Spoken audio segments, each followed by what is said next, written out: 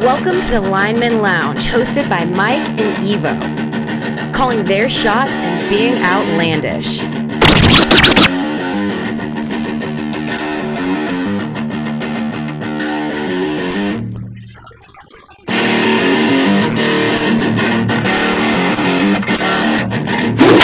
Breaking news from the Lineman Lounge. My fantasy football team just took a huge fucking hit. And that also makes it even more likely that the Raiders are going to beat the Ravens on Monday night.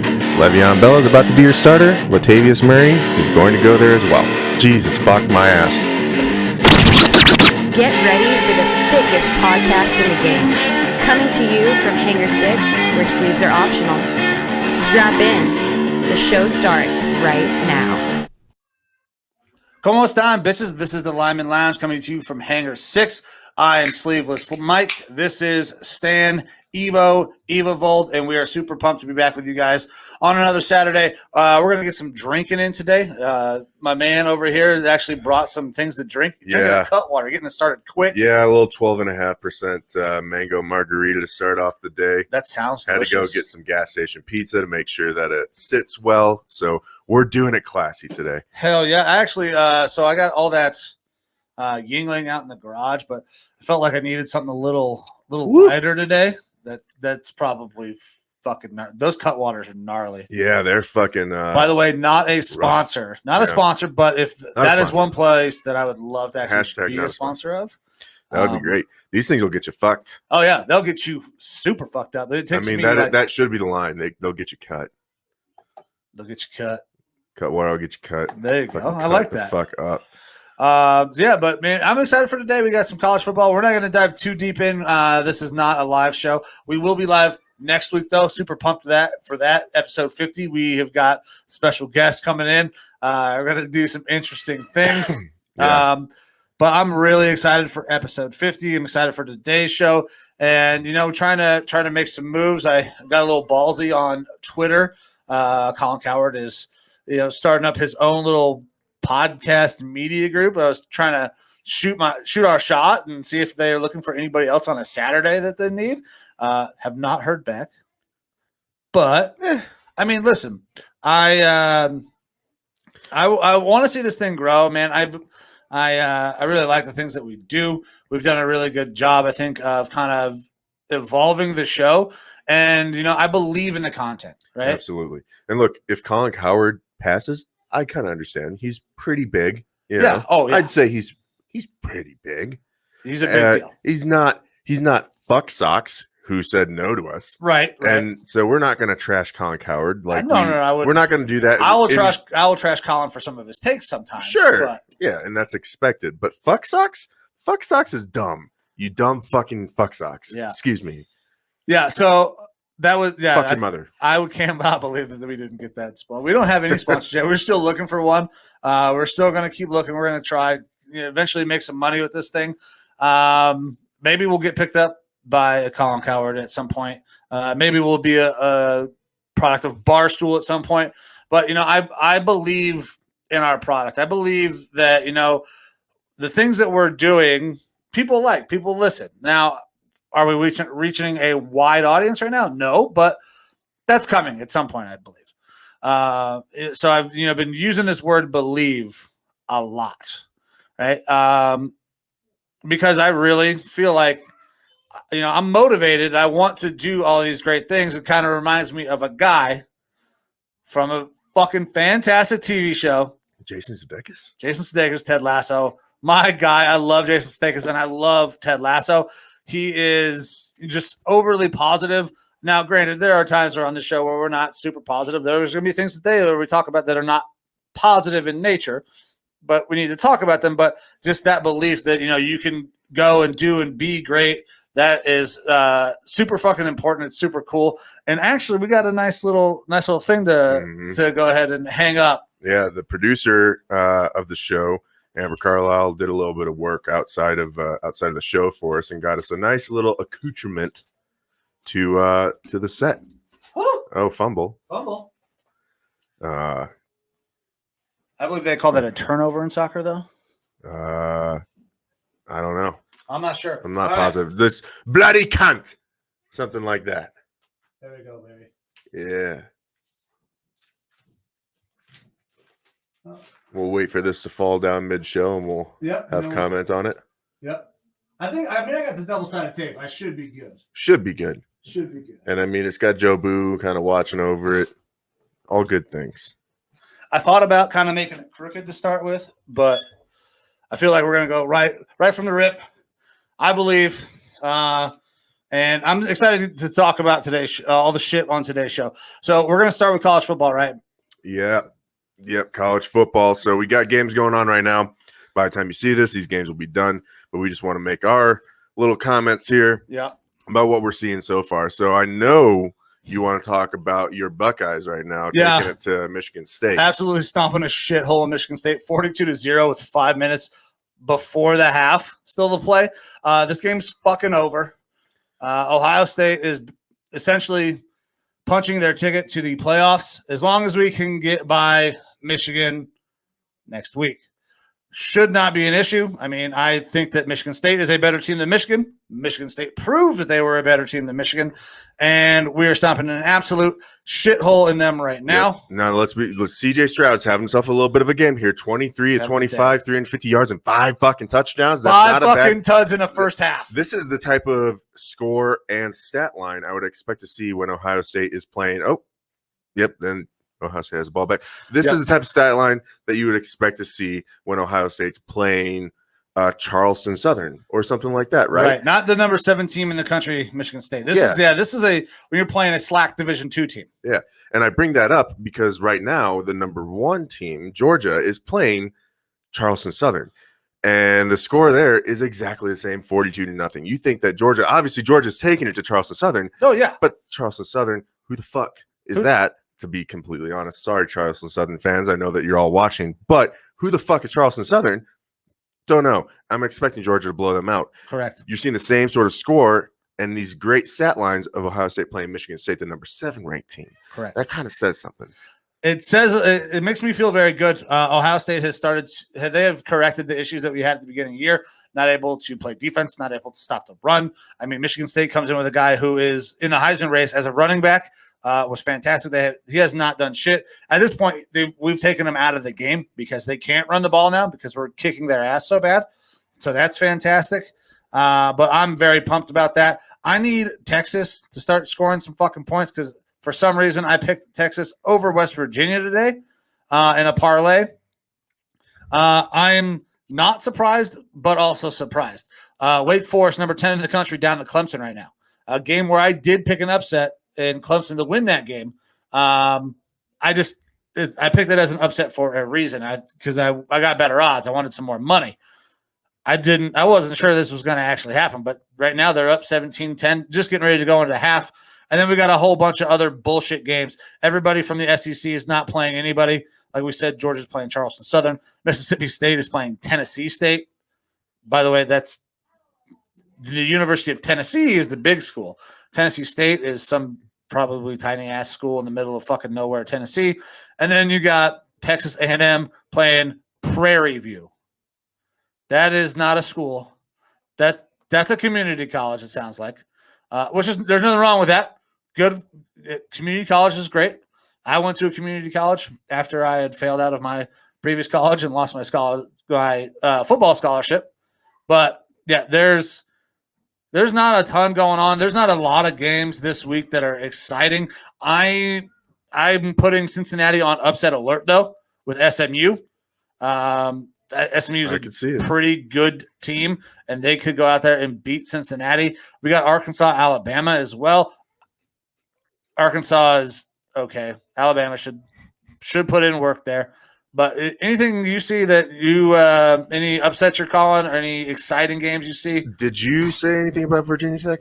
I did not talk about Virginia Tech. I thought I heard a Tech. So Virginia Tech, if no one's tracking, they have a new head coach in there. J.C. Price was an assistant. He is now their interim head coach. Okay. It's his alma mater. I don't really pay attention to the Hokies too much or anything necessarily. They're not ranked right now. They're 5-5, which is third in the ACC. Right. But this week they're playing Miami. All right.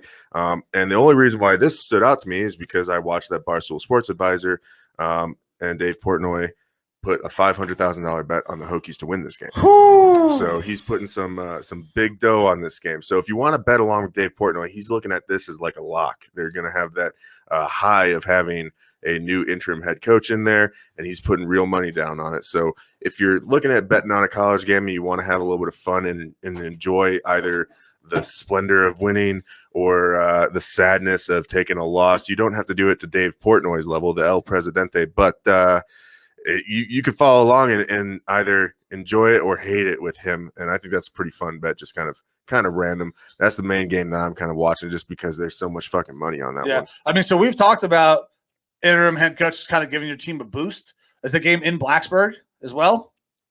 At Tech? Of course, I just moved off of it. It is at Miami. Okay. If that game was in Blacksburg, then yeah, for sure, sign me up for the Virginia Tech new interim head coach at home. Blacksburg's one of the toughest places to play. That's interesting. I mean, don't get me wrong. I love when people bet big, and I love when people win big as well. I like when people take money from sports books. It makes me feel good because you got a big old thick boy in there now as the head coach. So there we go. Good thing for them. We do love the thickness on this podcast. I mean, we are the thickest podcast in sports. Absolutely. We're called the Lineman Lounge for a reason. We love the big boys. And just to make sure everyone's tracking, I am fucking feeling this already, and I'm maybe halfway through. I have a drinking problem, not an alcohol drinking problem. I just can't stop drinking drinks, regardless of what they are. And when it comes to 12.5% alcohol, I'm gonna be fucking. You're gonna be a little. The hope is to be a little bit Ripper Magoo right now because my back is fucking hurting me this morning. I don't know why. Maybe it's all the extra amorous activities I've been partaking in recently. Shout out to that. But shout out. Yep. We're not gonna. We won't name names, right? Yeah, not yet. Okay. But goddamn, my back is a little bit torn up this morning. So like I said, I had to go get some of that gas station pizza just so I had something on the stomach before I start slamming down some drinks here. Right. But the hope is to get a little bit Ripper Magoo. And you know what? That's going to kind of be one of the benefits. You talked about us doing the live shows here in the future. We're not going to be able to edit out all the things that I should be canceled for when I'm drinking. That is true. So we're going to have to be careful. Obviously, there's a lot of things going on in the country that we're just not going to fucking talk about because that will get us canceled. We will dabble every now and then in political stuff or some different social event stuff. I don't think today we're going to talk anything about Kenosha, Wisconsin. Or nope, any we're of that not shit. talking about Wisconsin because it doesn't matter what side you're on. Never mind. Fuck it. We're not going to get canceled. We're not getting canceled. Hey, cheers. Yeah. Cheers to not talking about Kenosha, Wisconsin. Let's not get canceled on today's show from either side. That might get us some good views, though. Right, I bet you if I start putting not the views we want. No, if I put those tags in our videos, though. Yeah, I did like though how you texted me like I'm starting a Twitter fight. Yeah, last week. Yeah, and it was sports related, but it was sports related. But anytime so I run our Twitter. We're both admins on the Facebook, so you never know who's going to post shit on there as the admin. But if I'm going to be representing us on the Twitter, I should probably let you know, hey, by the way, I'm about to cause a giant fucking pissing contest on. Love it. Yeah. Which did not get much traction. However, I think it is an interesting topic. We might bring that up today because I believe they're playing in Green Bay. No. Oh, damn it. They're not. It's in Minnesota. It is in Minnesota. Mm-hmm. All right. Well, are we done with college football? We done Foreshadowing. Foreshadowing. Are we done with college football? Are we ready to get into I'm good, man. Let's get into the real deal, this football. So, all right, let's do it.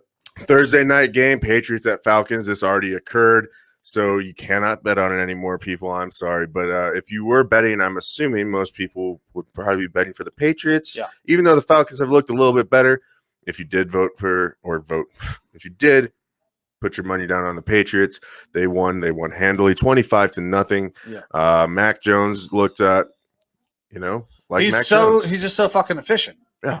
Doesn't 22 of 26, 207 yards and a touchdown. Yeah. It's just, not a huge stat line. Obviously, his completion percentage is fucking excellent there. Yeah, he's going to break the rookie record.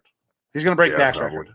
But it was more than enough to put away the Falcons. Now the Falcons were, a little bit dinged up. Their main man, Patterson, or I should say my main man, because not only former Viking, and I actually really like Cordero a lot as a more gadgety player, but also on my fantasy team, he has a bit of a hurt ankle. He does. He did not play. Yeah, so he didn't play, and that definitely hurt the Falcons a little bit. It did, and it chopped down a little bit of my same game parlay. Mm-hmm. Luckily for me, it just voids out that bet on the FanDuel. So, lucky there. But now I will say this: I got a little bit pissed because I do have Nick Folk as my kicker. Oh yeah, he was crushing it. Yeah, he had a great. He overall had a great game. Until it was like four field goals and an extra point, and then I saw I'm at work, just passively paying attention because I'm a good employee. Obviously, we're not going to be on our phones at work. Yeah, and then I saw what the score was, and then I checked back and I saw the final score was higher for the Patriots. I was like, oh, that's good. That means Nick Folk got me more points, probably either via a field goal or an extra point, and then he ended up missing that extra point and took points off. Yeah, it took points away from me, so that kind of sucked. Either way, he still had himself a good game, got me 15 points or so. That's good for a kicker. I'm definitely happy with that. Yeah, the Patriots they're really fucking good. I did not expect them to be this good. That defense is playing phenomenal. Kyle Van Noy looks fantastic. And I was a big fan of Kyle Van Noy picking off that late pass and taking it to the house because, well, fuck you. Did he take it to the house? Oh, yeah. I saw one. That's how they scored that. That's pick six that was called back for stepping out of bounds. But again, I was only passively watching. So that was the pick before pick six at the end for our boy. There were 9 mistakes in front of me, Josh Rosen. Josh Rosen gets in the game, throws one pass, gets a nice little easy underneath completion. Pass number 2, he misses the open guy, rolls out, has to throw it away. Pick number 3, never fucking sees Van Noy. Looks like he is throwing it to him. Picks it off, takes it to the house for 6. Still good to see that Josh Rosen is as bad as he was when he came into the league. I thought, maybe he was going to sit behind a good veteran guy, Matt Ryan, get better, and we'd have to look at his pompous ass on the field for a while. Look, Josh Rosen he wasn't good coming out. Nope. It was smart of the Cardinals to fucking move on from him quick. I'll give Steve Keim props there. Get rid of him well early on in that first rookie contract because you see what you got, and let's not diddle-daddle. Let's fucking move on. Yeah, now, that takes a lot of balls, and really, you can. That's a fireable offense if you're wrong. Yeah, it's good on the ownership for giving him that sort of a leash. I mean, obviously, Steve Keim has done a good job building very good teams. Back to even when they went to the Super Bowl, I'm pretty sure Keim was the GM then. It was one of his first years or something like that with them, I believe. I'm not positive on that. You can fact check me. I don't give a fuck. Fuck your mother.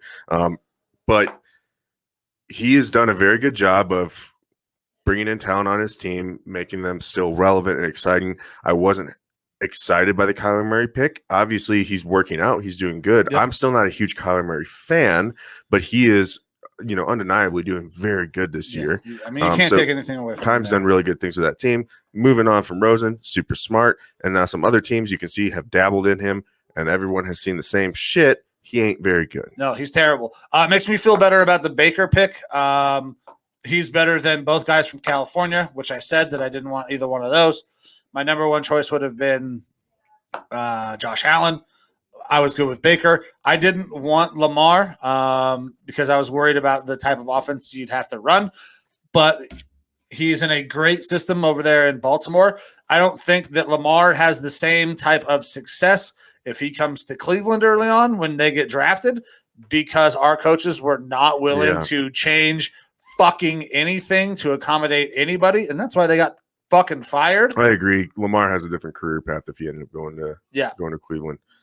We wouldn't be seeing these crazy stat lines, or he'd be on a second team. I think so because it just wouldn't have worked. Now, what John Harbaugh and that organization has done to develop and put things around him Yeah, maybe he wouldn't be on the second team. I'll walk that one back just because same year as Baker. I think he probably would have been here. This is that decision year. This would have been the decision They probably year. don't pick up fifth-year option because he's not going to look this good because the Browns probably don't put the right pieces around him. And I don't know if Stefanski's the coach then, honestly, because he's not the type of coach that is with this type of quarterback. No. At least not historically with his time with the Vikings and the type of offenses that he's run. Correct. It's not something set up for a Lamar type quarterback. So I don't know if maybe they move on Lamar earlier because they want to bring in a Stefanski, which would be the smart move, in my opinion. Yep. But because I love Stefanski, but I don't know if that would have definitely changed the landscape a little bit there in Cleveland. It absolutely would have. But I digress. So I'm happy with the Baker pick. Obviously, we're going to talk about that a little bit more as we go along. There's more and more things coming out in Cleveland. We're right in the middle of playoff hunt. We're 5-5, and it's a goddamn dumpster fire in the media over there. So it's wild. I mean, this reminds me of old Browns, and it fucking pisses me off. But we're not there yet. I'm just very happy that we didn't pick either one of the two assholes from California because he is definitely better than Darnold. And Rosen might be the worst quarterback still employed in the NFL. Oh, now you're going to make me think. Peterman got released. Peterman was fun. Yeah. All those picks were fucking fun. Man. Now you're going to make me think. Let me sit on and stew for this for a little while. I can probably think of, I don't know. Rosen's pretty fucking bad. He's terrible. All right. You ready to move on? Yeah. That was a good game by the Patriots. Slow, steady Mac Jones. And the rest of the team is starting to actually pick themselves up and build around that situation. Belichick, you can't fault Belichick. He's the GOAT of coaches. And they're slowly getting better, getting hot as the season progresses along, which is, that is how you can build a championship team for sure. Mac Jones is a dude. I was very high on Mac Jones when we did our shows early on. We were doing the draft specials. I was super high on Mac Jones. I actually advocated him going to the 49ers instead of Trey Lance. Yeah. And I think he probably would have been pretty successful there too. I think he probably would have in that Kyle Shanahan offense. But I digress. I was also right about, I'm pretty sure the next guy, the game we're about to talk about, we got Jets Dolphins next, or did you want to go somewhere else first? We can go Jets Dolphins, baby. All right, Jets Dolphins. Jets are going to win this game because Zach Wilson's not going to play in this game. Mike White is. That sounds weird. Is that? Oh, well. Mike White is going to start this game. Pretty sure he has been named the starter, unless something has changed. Zach Wilson, I believe, is still recovering. He has been questionable all week. Let me double check to make sure that I'm not talking out of my ass. I don't know. You just don't know because, I believe he still is nursing the injury and stuff like that. I thought Flacco was going to start. I thought Mike White was back. He had the maybe. Jets new starter Joe Flacco reveals he's unvaccinated against COVID as of 2 days ago. Are you serious? Oh, my God. Yeah. Quarterback Joe Flacco on his Sunday start for the Jets. I want to play him more than ever as of 2 days ago. I believe he's been named the starter. Oh, Flacco starts against the Dolphins. This is the dumbest thing. Never mind. Well, fuck. Now I got to change my pick. Oh, no. Hopefully you didn't put too much money on any of this. Well, hold on. Let me tell you. You want a sports betting tip? Just stay away from the Jets. Stay away from the goddamn Jets. Because they'll fuck you. They will fuck you. Feel like the fucking kid from Big Daddy. The goddamn Jets. I wipe my own ass. Yeah. So I do have the Jets +3, and I still like the Jets +3. The Dolphins are not very good. Tua is not very good. I don't think Joe Flacco is going to finish this game. If Mike White is healthy enough to play, he's going to see some time on the field. The Dolphins' defense is looking pretty good. They've looked good the past couple weeks. I don't know. So that makes it a little bit more difficult for a Flacco to come in. Now, Flacco is a veteran. We know that he's not what he used to be. He used to be an average, above-average quarterback with a strong arm. Now he's just kind of a middling backup with experience, which isn't always the worst thing by any means. So ESPN has a line -3. It's different on FanDuel. It's different on Caesars, I believe. I think we're closer to 2.5 or 3 on those sites. man, it's tough to take the Jets in this one for me, man, just because, again, it's the Jets and it's not the Mike White Jets, who are a little bit more exciting. They get me a little bit more. Mike White is healthy. He is 100% healthy, but they've decided to start Flacco. Now, I don't know what maybe Salah's trying to get fired, or they don't want Mike White to take the shine away from Zach Wilson, because that is a for sure controversy brewing between Mike White and Zach Wilson. Look, the New York, they are a big market. They got to pay attention to that sort of stuff. But realistically, if you want to get this team right, and I think Saleh wants to get this team right, he wants to first head coaching gig, do his fucking best so he can earn himself another contract or more head coaching gigs in the future. I think you got to go with the hot hand. You can't just go with whatever the political spectrum is of like, oh, maybe we shouldn't have Mike White. You're telling me that Flacco's the hot hand over Mike White, though? Well, compared to Zach Wilson? Yeah, I mean, so yeah, that's for sure. But why is Mike White 100% healthy and Joe Flacco starting? Oh, man. It's rough. That smells a little fishy to me. Like, why would you fucking – they said that dealing with the blitz from the Dolphins. All right, so we're building an Avengers movie. Michael Bay is producing this game, and they're going to put Joe Flacco in, and then Mike White's going to come in and save the day. Maybe that's the chance. They're actually trying to hype Mike White. Maybe they're – explosions, fucking Joe Flacco just blows up. Lots of CGI. Yeah. They're going to have fucking airplanes crashing and explosions going on. Mike White comes in second half, leads that team to a comeback victory over the 3-7 Dolphins, and it's a big emotional thing or something. If Mike White gets a chance and plays in this game, the Jets win this game.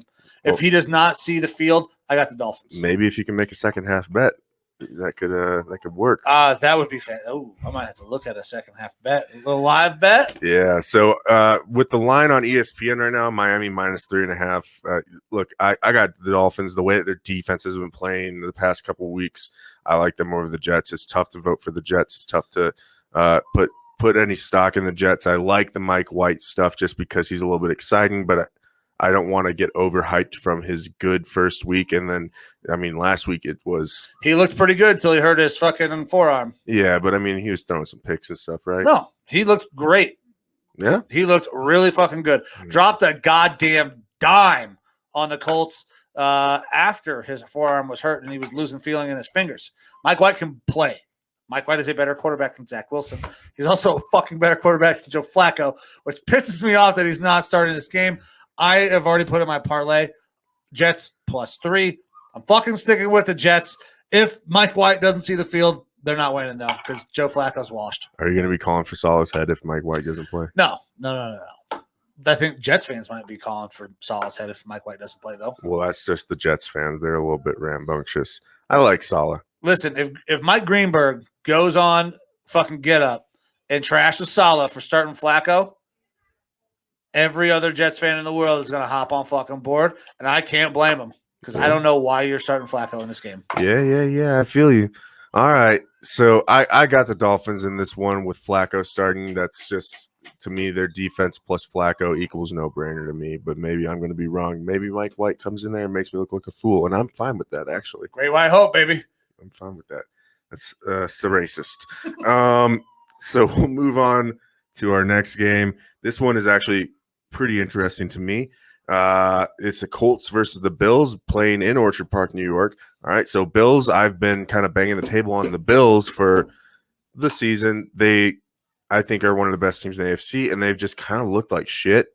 Recently, they've not played up to their potential. I hate that shit when these teams are not playing up to their potential. Like Washington football team defense not playing up to their potential all fucking year, and it has screwed me. It's fucked me in the ass. It's fucked me in the ass. It's fucked me in the ass. And then it fucked me in the ass last week because I said I want to see them play their potential, but I picked against them anyways. And what they do? They played to their fucking potential. They sure fucking did. Anyways, Bills. Bills are the better team than the Colts right here. But I will give credit to the Colts. They have looked very good this year. They have gotten better as the year has gone along. Carson Wentz has been playing good, even throwing left-hand passes for interceptions and stuff like that. He's looked better. Okay. Right now the line is Buffalo -7. Okay. So I think that is a little bit strong. Yeah. Okay. Just the way that Buffalo's been playing. It's not necessarily like the Colts have been playing good. So they, I would think that the line would be less than 7. But the Bills have been playing bad. Again, Makes me think the line should be less than 7. Big thing with this game is right now it's supposed to be 49 degrees out there in Orchard Park, open air stadium, and a little bit of precipitation. A little bit of raining. All right, possibly a little bit of rain. All right, so cold weather, rain. Colts are an indoor team. They have Carson Wentz perennially broken as fuck, and also not great in those elements, even in this time in Philly. Ooh. Oh, fuck my carcass. That was almost terrible. Oh, we're good. This is a cheap little fucking book anyway. Son of good shit. No dunce. I've got the Bills winning this game. The Bills playing in this sort of a shitty weather environment makes me feel better about the -7. But I think the Colts are a good team. Now, if the Colts are somehow able to pull this one out and win, I think they're going to make a decent run in the playoffs. I think this is the kind of a defining game for the Colts. Mm-hmm. If the Colts lose, then we kind of know what they are. I'm going to take the Bills outright in this game because I'm still on that Bills bandwagon. Mm-hmm. Built different. The Colts, though, absolutely could win this game. I'm not willing to take this spread. I'm not willing to take this spread at this point. Yeah, so when I did my big parlay, it was Colts plus 7.5, and I had to take that. That's a lot of points. I think they can stay within a touchdown. The Bills are a good team. The Colts are drastically improving them. Carson's been taking care of the ball. Jonathan Taylor is one of the best backs in the league right now. Yeah, he's almost at 1,000 yards, and we are fucking 10 games in for the Colts. This will be their 11th game. He's about to surpass, that 1,000-yard mark. That's my litmus test, is like the 1,000 to 1,200 yards for a running back. Yeah. And he's not just running it. No. He's receiving too. He can catch it out of the backfield as well. He's looking great this year. Yeah, he is on pace. He's almost on pace right now for 100 yards a game, which if you average 100 yards a game a year, that is one of the great NFL seasons ever, especially in a 17-game season. That's going to put you over 1,700 yards. That's so many fucking yards. And that's something that I think that we should talk about at some point in time in general if we have any free time. Maybe after the season is over and we don't have as much pure football game stuff to talk about. It's something that I've just kind of been mulling over is this 17-game season. I was never a fan of it in the first place. As much as I like watching football, as much as I can, an extra game, cool, I get more football. But really, it's kind of cutting into the playoffs a little bit. It doesn't really fucking matter. It's changing up the record books, all right? It is. And we've seen how record books have changed over the years with things transitioning more to passing league. So you're going to see more passing stats and stuff like that. I think is an interesting thing. How are we really going to start to compare players from the past to the present with extra games being added in? On game average. That's what I think it's going to have to come down. It's going to have to be. Yeah, because like the rushing record and stuff like that, it's easier to do now. Yeah, it's going to be way easier to beat. Now, they are going to be – they have to play an extra game. Can careers last as long? Well, that's – so specifically talking about rushing records, no. No, they're not going to. It brings me back to Adrian Peterson when he almost broke the rushing record and he was within a couple yards. So if he had an extra game, he 100% has it. Yeah, he has it. But it was a different time. We only had 16 games. It's weird to talk about. Yeah, I could foresee if Derrick Henry has a season where he is 100% healthy, plays all 17 games, he's going to break that record, I think, because he gets so many carries. Now, his per carry average isn't great. Yeah, but he gets the ball enough. When Adrian Peterson almost broke the record, it was Christian Ponder at quarterback, and it was not a very good team. It was an okay offensive line, but Adrian Peterson was just fucking playing out of his goddamn mind. Yeah, well, Adrian Peterson is another animal. And that's why he almost broke the record, because they just did nothing but run the ball. Yeah, I think we should absolutely dive into that. But for another, that can definitely be for another day. So either way, this game, I've got the Bills. I don't have them winning by 7, though the weather actually makes it a little bit closer to 7 for me. Originally, when I saw this line, I was like, I think this is going to be a closer game. With the weather factored in, I could see it getting closer to that 7. I would feel more comfortable if it was -6 or something like that. With the weather, I think it makes it an even closer game because offenses are not going to score as much. So I definitely I had the Colts plus 7.5. The line now is Bills -7. I would still take the Colts plus the 7 points here. I do think the Bills will get the win on the money line, but I'm taking the Colts on the spread. All right. Next game, we've got the Baltimore Ravens at the Chicago Bears in Soldier Field. We'll see if they keep on playing there at Soldier Field here in the future. Justin Fields has slowly been getting better. Yeah, Justin Fields is getting better. He looks to me right now to be the second best quarterback in this draft.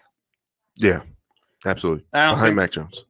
Yeah, behind Mac Jones, and I don't think it's really been a question. Yeah, long term, I still think Lawrence has a good future ahead of him. It's tough being on the Jags. As soon as his, gets a new coach who's not finger popping the assholes of every blonde chick in that area. Hey, but you know what? Maybe they're not going to move on from Urban Meyer so quick because he's gotten a win overseas. He's gotten a win here stateside against the Bills. So maybe they're going to be like, he's starting to turn it around. Maybe I don't think he's starting to turn it around. Honestly, I just don't know how Shad Khan's going to work as an owner there for him, and if they're going to move. You guys have all heard my take on Shad Khan. Yeah, we've talked about him in a previous episode. You can look back on that. But back to this game in particular. So Bears have looked a little bit better. Justin Fields is starting to get into a rhythm a little bit. They did lose Khalil Mack for the year. They did. All right, so he is on IR now. So that definitely hurts their defense, though I don't think Khalil Mack is a great fit for that defense, honestly. I think that they should have moved him. He's better as a fucking in the dirt fucking 4-3 D end. Yep. The Ravens, obviously a very good team. Lamar Jackson is electric as a player. He's putting up stupid fucking statistical lines, but they started to show some of those, issues, weaknesses, especially last week in the fucking pass game. Yeah, blown coverages everywhere. You're seeing the Ravens show some of those weaknesses. It started off with the Vikings playing them. Vikings kind of exposed some of their issues. Mike Zimmer, defensive guru, he's able to do that against some of these teams that are so heavily leaned towards like one type of play or one type of player. The Ravens, they are all Lamar Jackson. Yes. All right. If you're able to focus on that and find a way to expose that, you can win. And we saw that last week. We did. Everybody's on the fucking line, rushing off the edges, and you're manned up outside. Fucking zero blitz his ass, and it works. But the Bears are missing their best pass rusher, their quickest guy off the edge, and Khalil Mack now. So that, I think, is going to be a big factor. It's going to hurt the Bears' chance to create this upset. I really like the Ravens in this game. Yeah, it's Ravens -6 right now, and I think that's fair.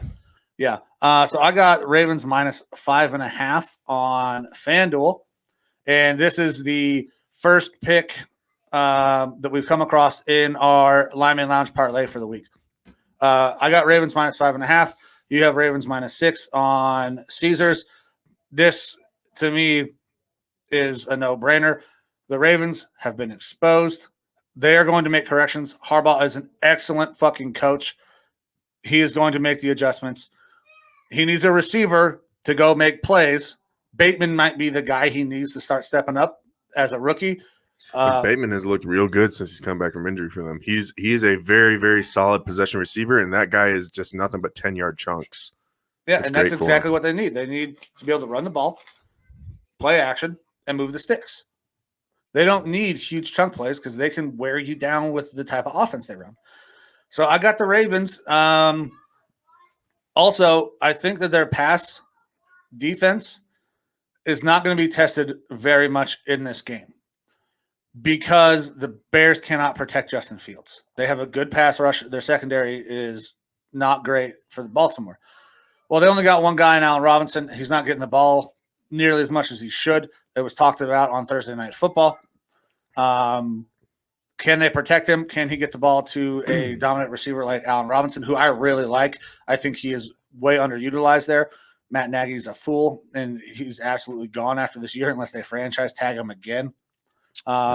So I got Ravens. I got them by 5.5 on here. I would take the 6 as well, and that's why it's part of. I would definitely do the Ravens -5.5. The 6 is a little bit closer for me, but I'm still taking Ravens -6 in this one. Not that I dislike necessarily, what we were seeing out of Justin Fields and the Bears. I just don't know if their coaching staff is going to be able to game plan correctly for the Ravens offense. Real quick. Mm-hmm.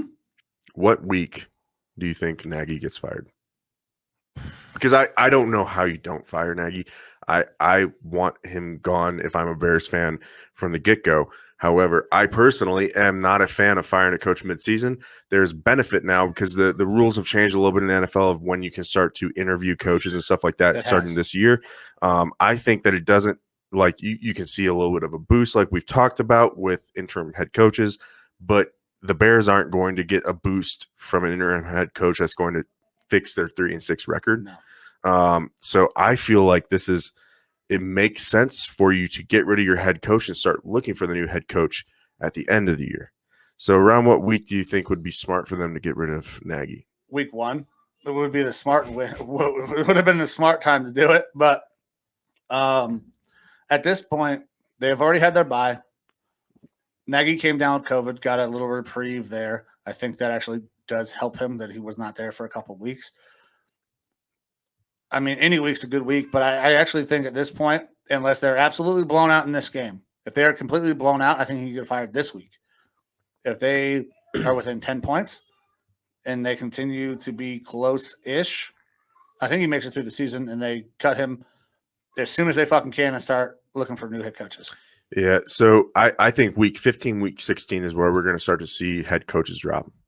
I think that's my team, Mike Zimmer. If we're going to get rid of him, 15, 16. That way you can get the jump on the interview process. Yeah, so I don't want to really get into the Vikings head coaching search if we start to have one, but the small tidbit is that Andre Patterson, our defensive line coach, one of the best defensive line coaches in the NFL, he's an assistant head coach as well for the team. He would be an absolutely fantastic interim head coach, and he's someone that I would like to interview as a head coach in general. Mm-hmm. I don't know if he's head coach material, but he's just such a fucking phenomenal head coach or coach on defense, defensive coordinator, defensive line, assistant head coach.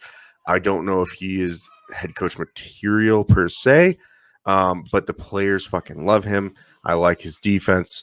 I like his style, but I want to go more towards an offensive coach. So I feel like if you start to put in an interim head coach in midway through the year and they start to have a good run, it really bolsters that coach, and then it makes it tough for ownership to do anything other than give him a one-year deal, let him run for a year, and then we're just kind of extending out our search because I feel like at the end of that year, they would be like, okay, let's go find ourselves an offensive coach. That's why I feel like let's wait till the end of the year. If you have an interim head coach for those last couple games, their resume as a head coach is shorter. Mm-hmm. It allows you to see a little bit of what you got out of them, but if your focus really is outside the organization, it's not going to tie your hands to keeping a guy. It's kind of like what happened in Cleveland, right? Mm-hmm. So what's his nuts took over there. Can't think of his fucking name. Well, Freddie Kitchens. But that was he was our offensive coordinator. Right. He did not become our head coach. Well, he was an interim head coach, wasn't he?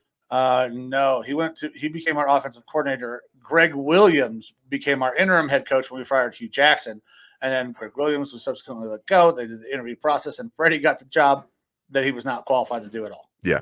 It's that sort of situation that I'm talking about, is that like the offense started to look a little bit better. Mm-hmm. That's why Kitchens ended up getting the job. He's that rah-rah motivator, players kind of like to play for him type thing. And he was not a fit, but it was the ownership saying, well, we really can't like not take this guy right now just because everyone's kind of supporting him. I thought he looked like he would have been good just from an outside looking in. Well, you know who else we interviewed in that process? Stefanski. That's true. And they chose Kitchens over Stefanski, and then it worked out. Next year, it worked out. We were able to double back and get Stefanski. So the little bit of head coach talk there. We're getting off the topic, I guess. Here, I want to see Nagy gone from the Bears. I like having bad head coaching in the NFC North on every team other than my Minnesota Vikings. I love it. I like it. Nagy can stay there for the whole time. But if I, take myself out of being the Vikings fan, as a football fan, I can't feel good for the Bears. He's got to be gone. He's got to be gone. I don't know how many other ways to say it. He's terrible. The run is over. It's got to be over, man. You got to move on. We'll see if the Bears are smart enough to do that. I could see a week late in the year just so they can get another guy, give him a couple of reps and see what he looks like. But, 15, 16. If I had to bet, it would be 16. I mean, it should have been week 1. It could be this week. It could be any fucking week. He may make it all the way to the end of the season because of all the things that have happened. Either way, this is Nagy's last year in Chicago, and I sure hope so. Bears fans are going to be very fucking excited to get rid of him. So, Alrighty. Next game is the Texans at the Titans in Nashville, Tennessee. The line on ESPN right now, Tennessee -10. yeah. So this game's going to be a blowout. I have no doubt about that. Tennessee's the best team in football right now. Best record in football. Yeah, I believe on power rankings, they're up there 1-2. And they're doing it even without their fucking workhorse and King Henry. The Vikings are going to Jesus Christ. The Titans are going to roll in this game. Texans aren't good. Tyrod has not looked great since he's come back. So I actually haven't watched any of Tyrod since he's come back. He's struggled. He looked good in the start of the year. He has not been great since. So I got Titans. -10.5 on my parlay.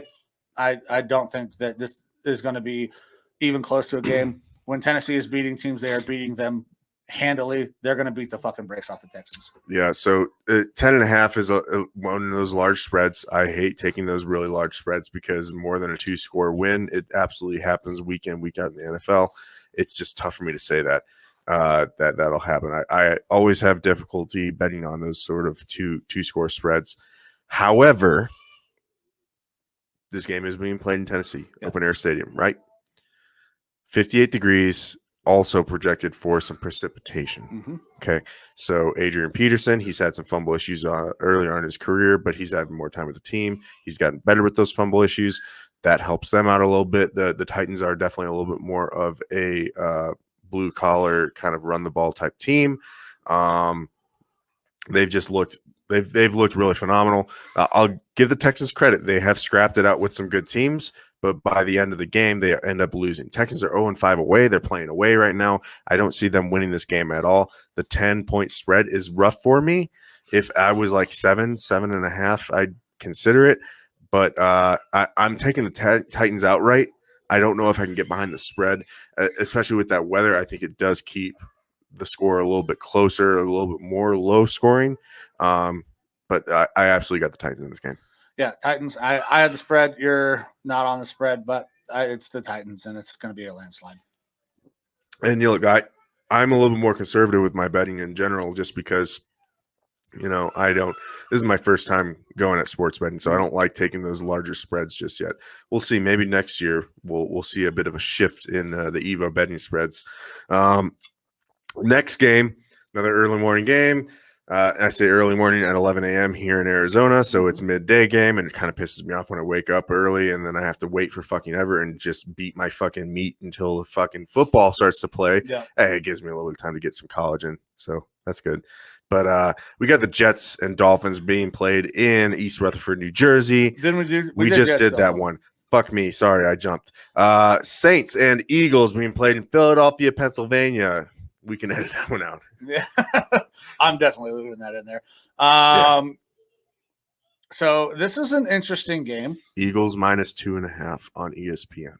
When I got this, I got it Eagles -1.5, and that's I'm taking the Eagles in this game. Jalen Hurts has looked much better. That Saints offense is not great. I believe Alvin Kamara is out again. They do not have a quarterback. The Saints offense is reeling. So even Eagles -2.5, I'm taking that. Mm-hmm. Alvin Kamara is out. No true quarterback. Nope. Both starting offensive tackles out. Eric Armstead and Ramczyk, both out. Yeah. And both Ramczyk great. is so goddamn good. Yeah. Both out. All right. So you don't have your bookends. You don't have your running back. You don't have a quarterback. Offensive production is. Yeah, they're not good on offense now. They got Melvin Ingram. Cool. Mark Ingram. Yep. Melvin Ingram's the defensive end. Sorry. Who I believe was. I'm traded. drinking, people. Give me a that's all right. I got the Eagles. And I'm sure Goose is going to be very happy with that pick as well. I got the Eagles. Eagles are getting better. Eagles are not going to make the playoffs. They're going to beat the Saints, though. They're going to basically start that downslide where we see the Saints completely tank the rest of the season. I don't remember the exact stat, but I was actually listening to it on my way over here. They were talking about it on Sirius NFL channel 88, and so we talked a little bit earlier about the Ravens and Lamar Jackson. He's a big part of their game and rushing and stuff like that. The Eagles have they've not been putting up very much passing yards. Nope. Jalen Hurts is not much of a passer, but over the past several weeks, they've had the best rushing attack in the NFL. Surprisingly, they've been putting up over 208 yards a game rushing. All right. So, like last week, Jalen Hurts had around 160 something passing yards, which is not considered good for a quarterback in general, but they're still putting up over 300 total offensive yards, and a big chunk of that is coming from rushing. Part of that is Jalen Hurts because he is that mobile quarterback. He is able to run with the ball, and they're mixing in their running backs a little bit more. They weren't running the ball nearly enough early in the year. The Eagles are running the ball more. They're looking better with it. Eagles -2.5. I've got that spread all day. Playing in Philadelphia, and the Saints not having an offense, I don't think can compete. Yeah, I don't think so either. I got Eagles. I was lucky enough to get them at 1.5, so I feel very good about that. Saints can't fucking score. Alrighty. Washington football team and the Carolina Panthers being played in Charlotte, North Carolina. Carolina -3.5, and we saw the return of Cam Newton last week. We did. Pretty fucking cool to see him go. Look, I'm not like a Cam Newton fan. I'm not a Panthers fan or anything. I liked Cam going back to the Panthers. Not that it was called by anyone on this podcast ever, because why would we do that? Who would have said that? And then he goes out there and plays limited, and he fucking scores 2 tuds. Yeah. Scores 2 tuds in his return. And you actually see it on the sidelines. The players are kind of like, there's a little bit of juice. Smiling. There's a little bit of juice back They're with the Panthers happy. right They're now. excited. Yeah. It makes it feel a little bit better about the Panthers in general, right? So I don't think that they're going to be a playoff team, though. This would be the story, right? You bring back in the vet quarterback who was your, number 1 overall draft pick, former MVP. He's vaccinated now. Obviously, that's super important. It would be, yeah. We're not a political podcast. Nope. But bringing him back, I think it was definitely a cool move for the Panthers. Like whether it's just a PR move or not, I don't think it was just a PR move. I think it just happened to be a good PR move for him because the fans there love Cam. And obviously the players like Cam. They're playing a little bit better with Cam in there. Cam's going in and immediately in limited action, putting points on the fucking board. Yeah. The guy can still play. Yeah. He's not the Cam of old. No one's saying that, but he's still a goddamn good player. He's better than fucking Sam Darnold. He's better than Sam Darnold, and he's better than the backup. All right. So I don't know off the top of my head if he's starting this week, but he has to be starting this week. He is starting. They have named him the starter. He will absolutely come in, give that team some juice. We did see Washington come out and play a game that we thought that they were capable of playing last week. We've been waiting for the fucking Washington football team to show up, and they finally did. But it's not going to matter. I got the Panthers winning this game. I have them covering the 3.5 points because I think Cam gives that team a ton of juice. And interesting storyline for this game is Cam, back with the Panthers, gets to go up against his former head coach in Riverboat Ron. He is going to want to perform well. He's going to want to put up points and show. And Riverboat Ron missing his biggest defensive star, Chase Young, who's out for the year. With that ACL. Yeah, so that really hurts Washington. There's a ton of storylines in this game. I think Cam comes out. I don't know if he's going to put up unbelievable numbers, but I can see Cam accounting for 3 total touchdowns. I don't think the yards will be there, but I think he can account for 3 total touchdowns, probably 1 passing, maybe 2 rushing. You know what? I think Cam comes out feeling himself. He's going to come in some fly outfit looking like he's a fucking villain out of some Daffy Duck fucking film or some bullshit. I love his face, or he's going to have that island boy hair, whatever, the stupid fucking TikTok idiots. Some stupid shit. He's going to be feeling himself, especially after last week. Like, he felt himself fucking last week when he was in the pregame stuff, getting in the Cam's face and stuff. Back! You're going to see that Superman. I think he feels himself. I think that even on a limited offensive playbook, because he's not going to know everything that Matt Rule has in a week and a half or so, I think we're going to see 250-plus passing yards,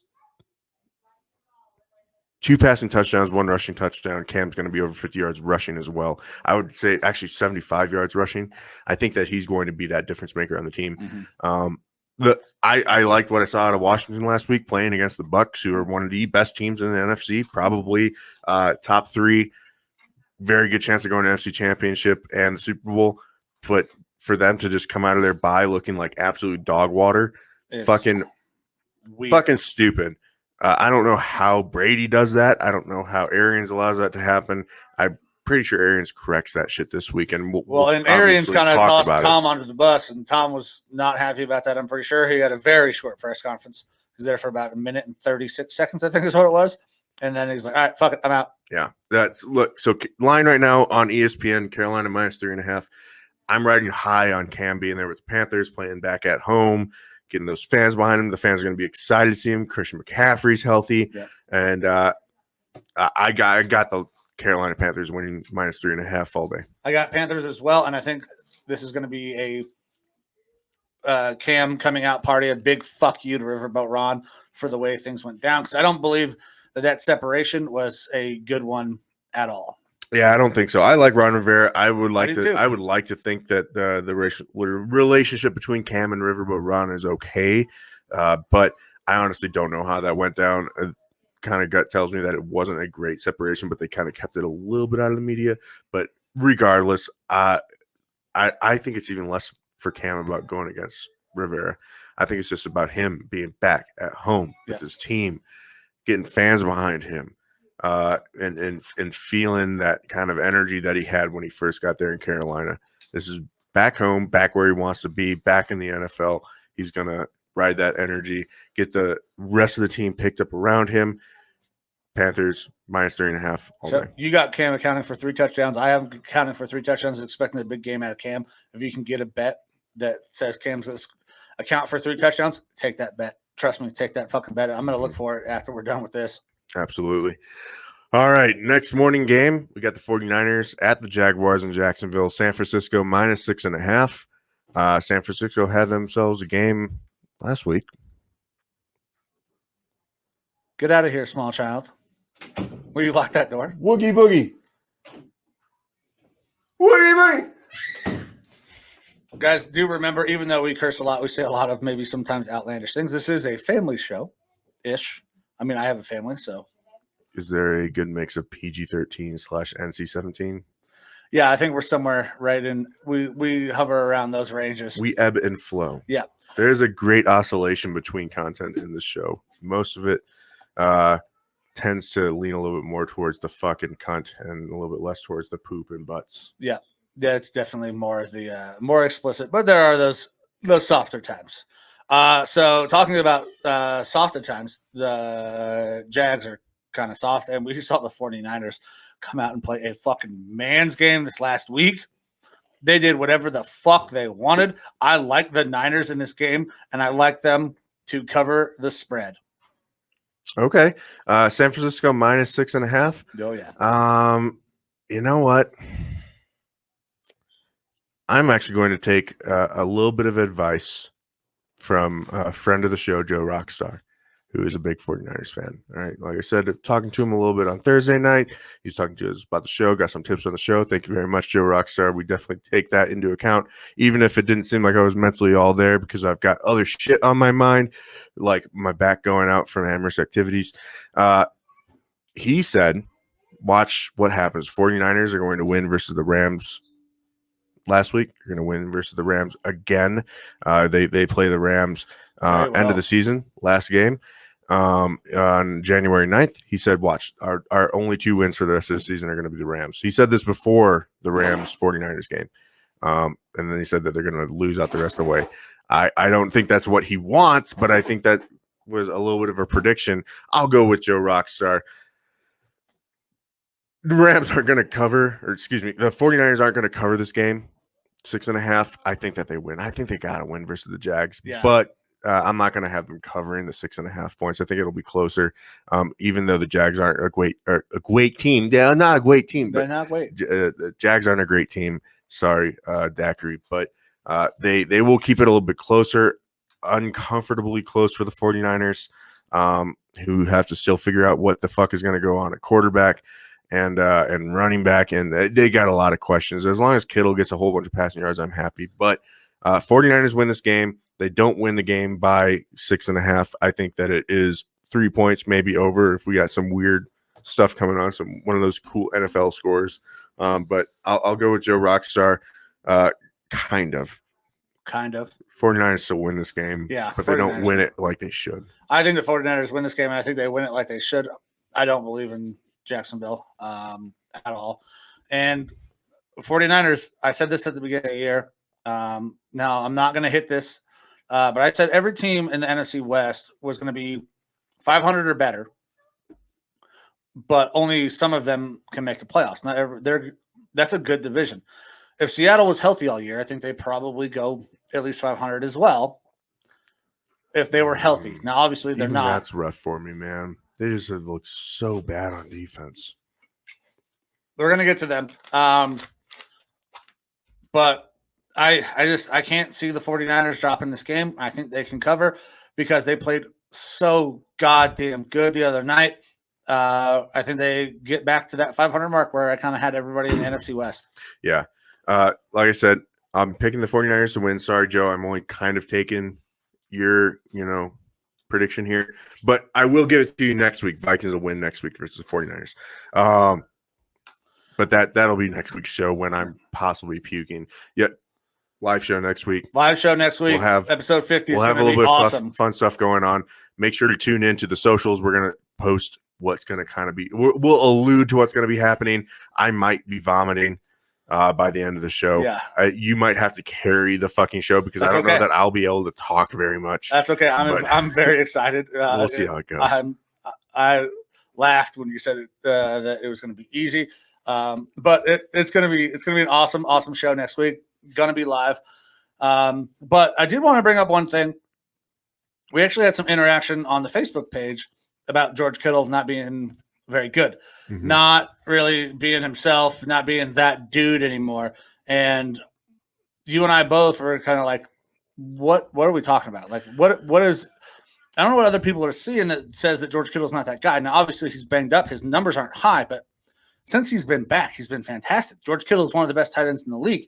He's top 3. I'd put him top 2 just because of the things that he can do blocking. I mean, he absolutely fucking buried Von Miller on a block on the edge. Yeah, I saw that. That was a pretty good block by Kittle. So, look, to the guy that was commenting, I'm assuming he's your buddy. I'm not sure who he is. So, he's not my buddy. He is a family member from producer of the show, Amber's side. Okay, cool. I don't really know him, so I can't call him a buddy. Yeah, it's neither here nor there. So Kittle actually, he started off. He's expected to be one of those top 3 tight ends. Yeah. All right.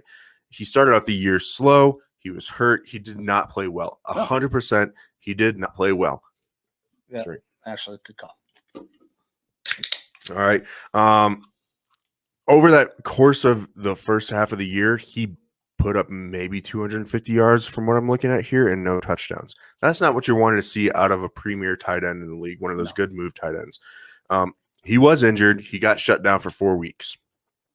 Since coming back, small sample size, absolutely small sample size, but he still has put up 151 yards and 2 touchdowns over 2 games. Yeah.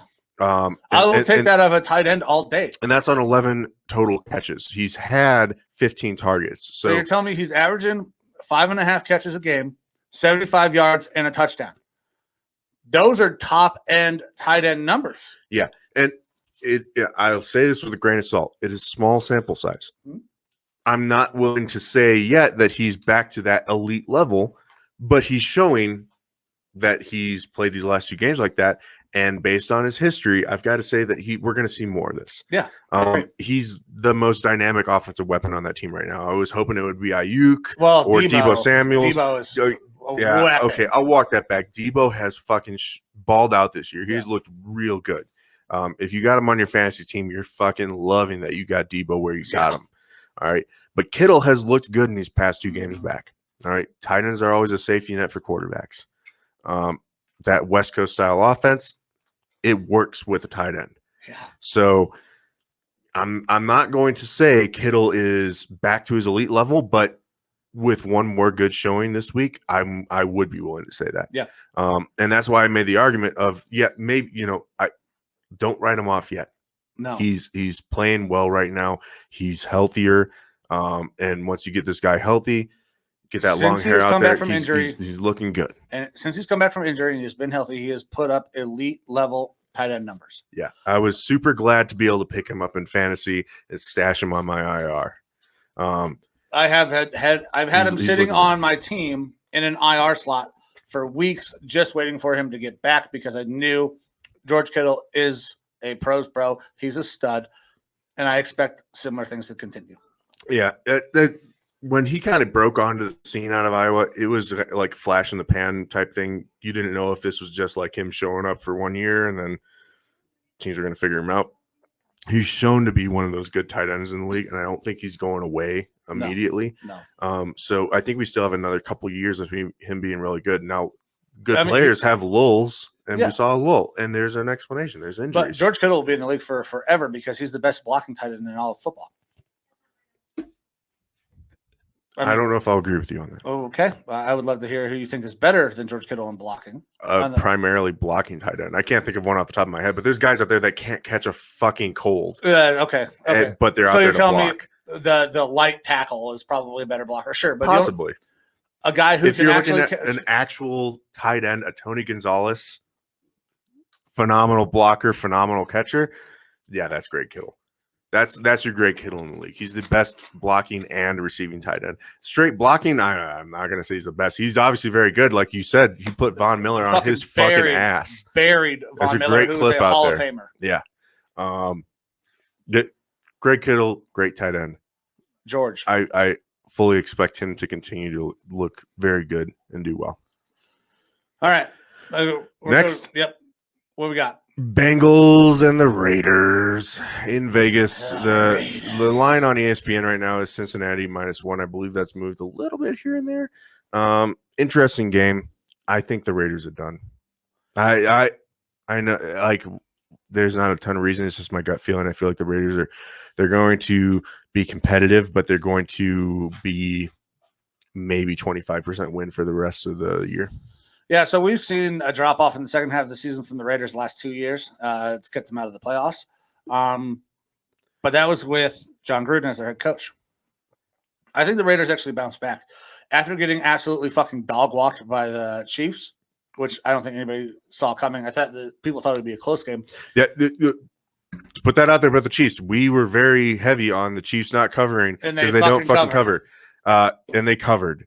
All right? Mm-hmm. The Chiefs haven't covered twice in a row in like fucking 20 years. It's some stupid, crazy fucking stat. I don't remember what it is, and that's a little bit more for the Chiefs game. But yeah, we're gonna get there. Credit to the Chiefs.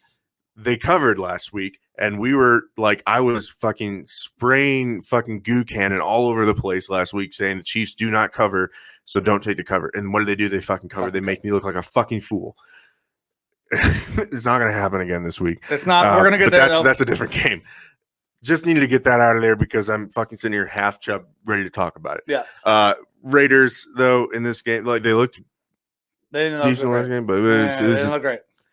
I just don't see it. I got the Raiders getting the bounce back win. Bengals are a little off right now.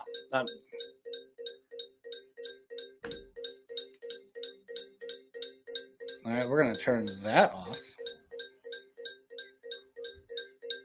Maybe. Fuck's sake. Look, we fixed the camera issue, but we got to have tech issues. Yeah, it's the best part of every once in a while, we're going to have some tech issues. Still, Absolutely. Once again, we're still a low budget Bengals Raiders personal show. Yeah, I got Raiders, man. I think the Bengals are a little off right now. Playing in Vegas. I think the Bengals actually dropped this game, part because I want the Bengals to lose again. And I think the Raiders actually had the ability to bounce back. There's been a lot of turmoil around this team.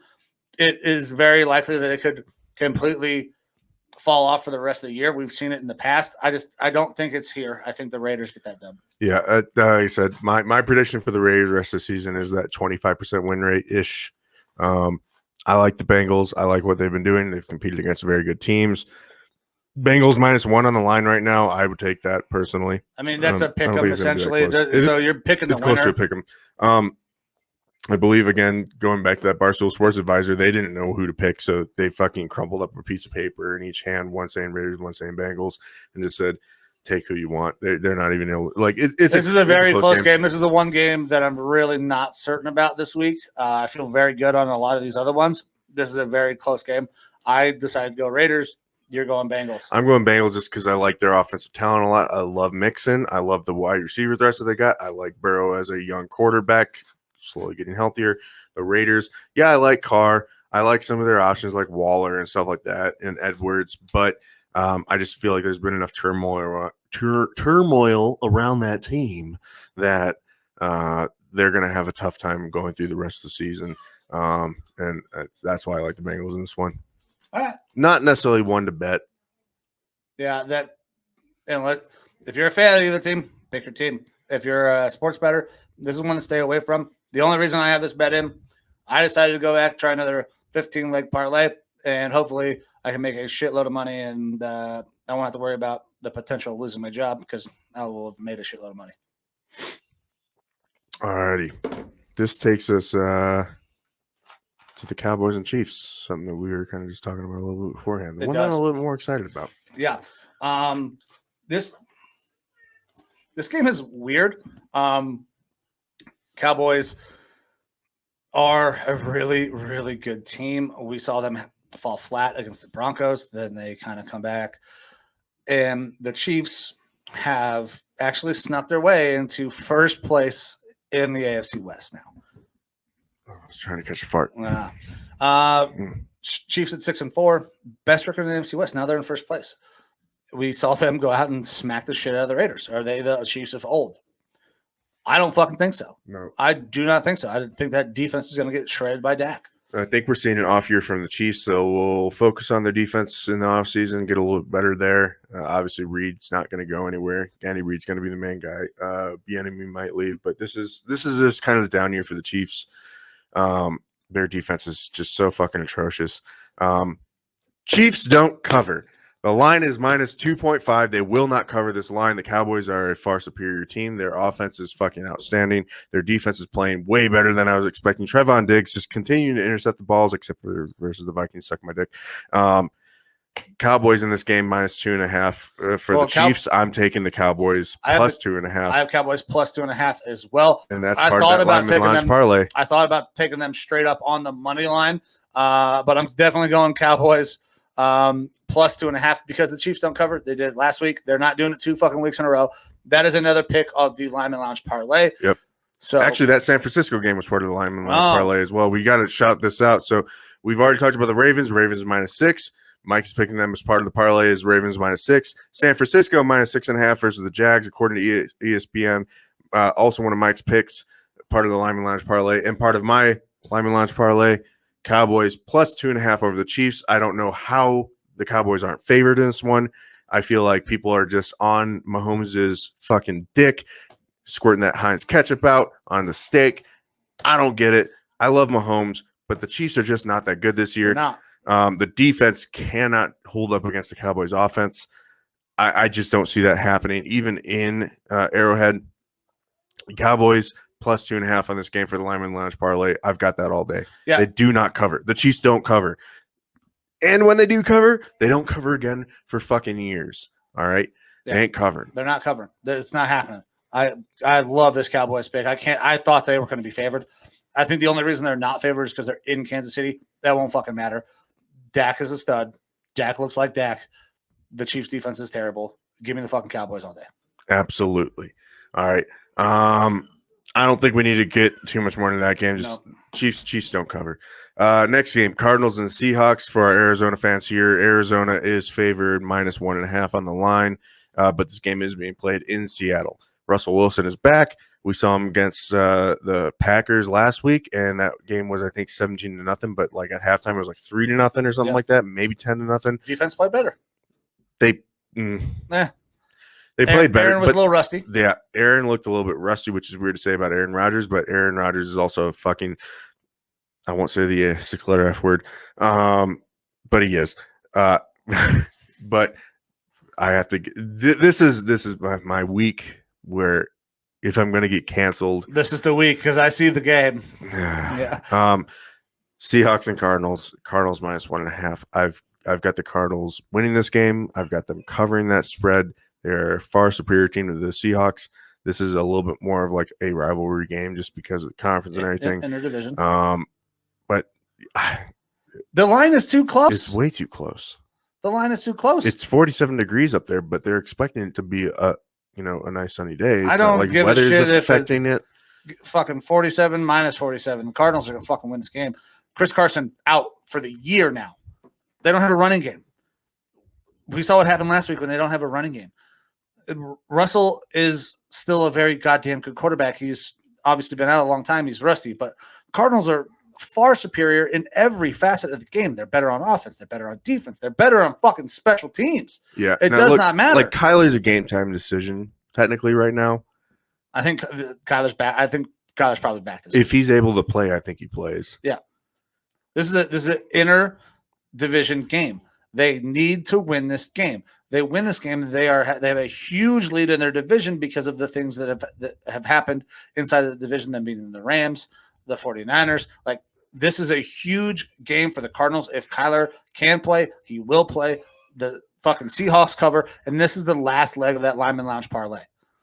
Cardinals minus 1.5. This might be the game that I am the most confident in our picks for our parlay.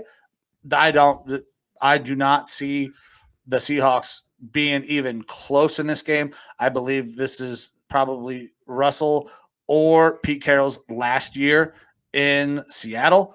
I don't know which one it's going to be yet. I don't know if they move on from Pete Carroll, but I feel like the Russell Wilson situation is going to be like a Matt Stafford situation where we could see a move in the offseason. They trade him away or something like that, get something for him. I think he's kind of fed up with the situation. I don't know that they're going to move on from Pete Carroll just because I feel like ownership is going to continue to ride on what he's done previously there. And for all intents and purposes, he's a good coach. Yeah. He's a steady coach. But they are just not the team that they were when he inherited them and built them. Another note for the Cardinals is that D-Hop is listed as questionable, but he's going to miss this game. He's going to miss his third consecutive game. Yeah. But I believe that if Kyler's good to go, they're going to play him. Yeah, they have enough weapons outside of D-Hop. Absolutely. They're stacked offensively at receiver. Yeah. It's without D-Hop, they still got plenty of guys. They got Green. They've got I fucking love Ertz. Christian Kirk. They've got Kirk. They've got plenty of nice. Very well done. They got plenty of options, excuse me, at receiving or as far as receiving threats. D-Hop being out doesn't bother me too much. Whether or not Kyler plays, that makes a bigger difference, even though they do have a good backup quarterback. I truly believe that we're going to see Murray play. This 1.5 line doesn't make sense to me. It's got to be just because he's still up in the air. But once Vegas gets a better idea, probably today or tomorrow morning, even though it's technically game time decision, that line will move a little bit closer to 2 or 3. Agreed. And Arizona all day. The Seattle defense is not good. Arizona's running the ball really well right now with James Conner. They're finding a way to make it work with James Conner, who I did not think was a good fit for that offense. I mean, James Conner is the runner, and their other running back, who I can't think of his name right now, Edwards, he is the receiving threat. Yep. He's not as much of a runner. Well, he is out. Bit, but he's out. Yeah, absolutely. Sorry, not Edwards. Chase Edmonds. Yeah. Chase Edmonds is out, but they've been running the ball really well. Yeah, and that works for them because they're kind of more dynamic running threat is Kyler. Yes. And when Kyler's out there, I don't see Seattle's defense being able to contain Kyler. No, me neither. And it's not even Kyler necessarily running the ball and getting yards. It's him just taking a play that extends out, breaks down a little bit, and him finding an open receiving threat because they got plenty of them. Yes, they do. All right. So both of us on the Cardinals there. Moving on to our Sunday night game. Yeah. We've got the Steelers and the Chargers being played in Inglewood, California. Man, I don't know what the fuck to think about the Chargers anymore. The Vikings beat them last week. I didn't have the Vikings winning last week. You had them fucking. I did have them. You had the Vikings covering. The Vikings outright won. Yeah, I didn't have them winning, but I did have them covering.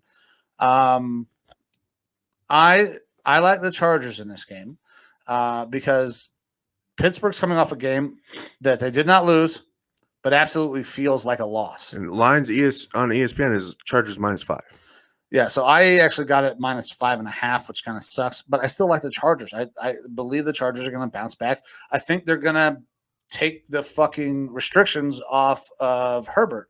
I don't know why those have been coming in, but we've seen kind of a neutered offense recently, and I believe that the Chargers kind of open this up. I don't know if that's the offensive coordinator or the offense in general, or if that's Herbert just kind of playing a little bit more conservative for some reason. Like my gut feeling after watching that Vikings game is that it's not the offensive play calling, that it's Herbert kind of playing a little bit more passively almost. Yeah, I don't know why it is, but you can see that Herbert is not letting it rip like he was earlier in the year.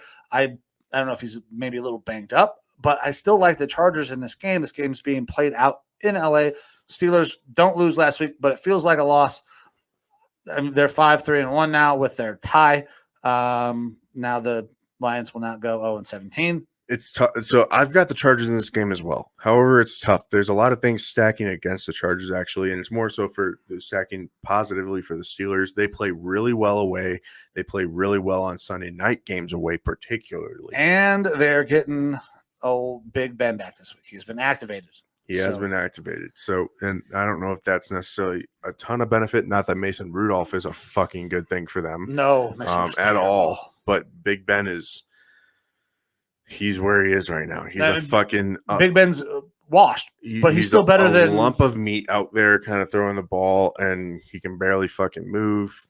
But he's still better than the other quarterbacks they have. Yeah, I can't. I'm not taking the Steelers here. I think the Chargers get right. They get a good game here.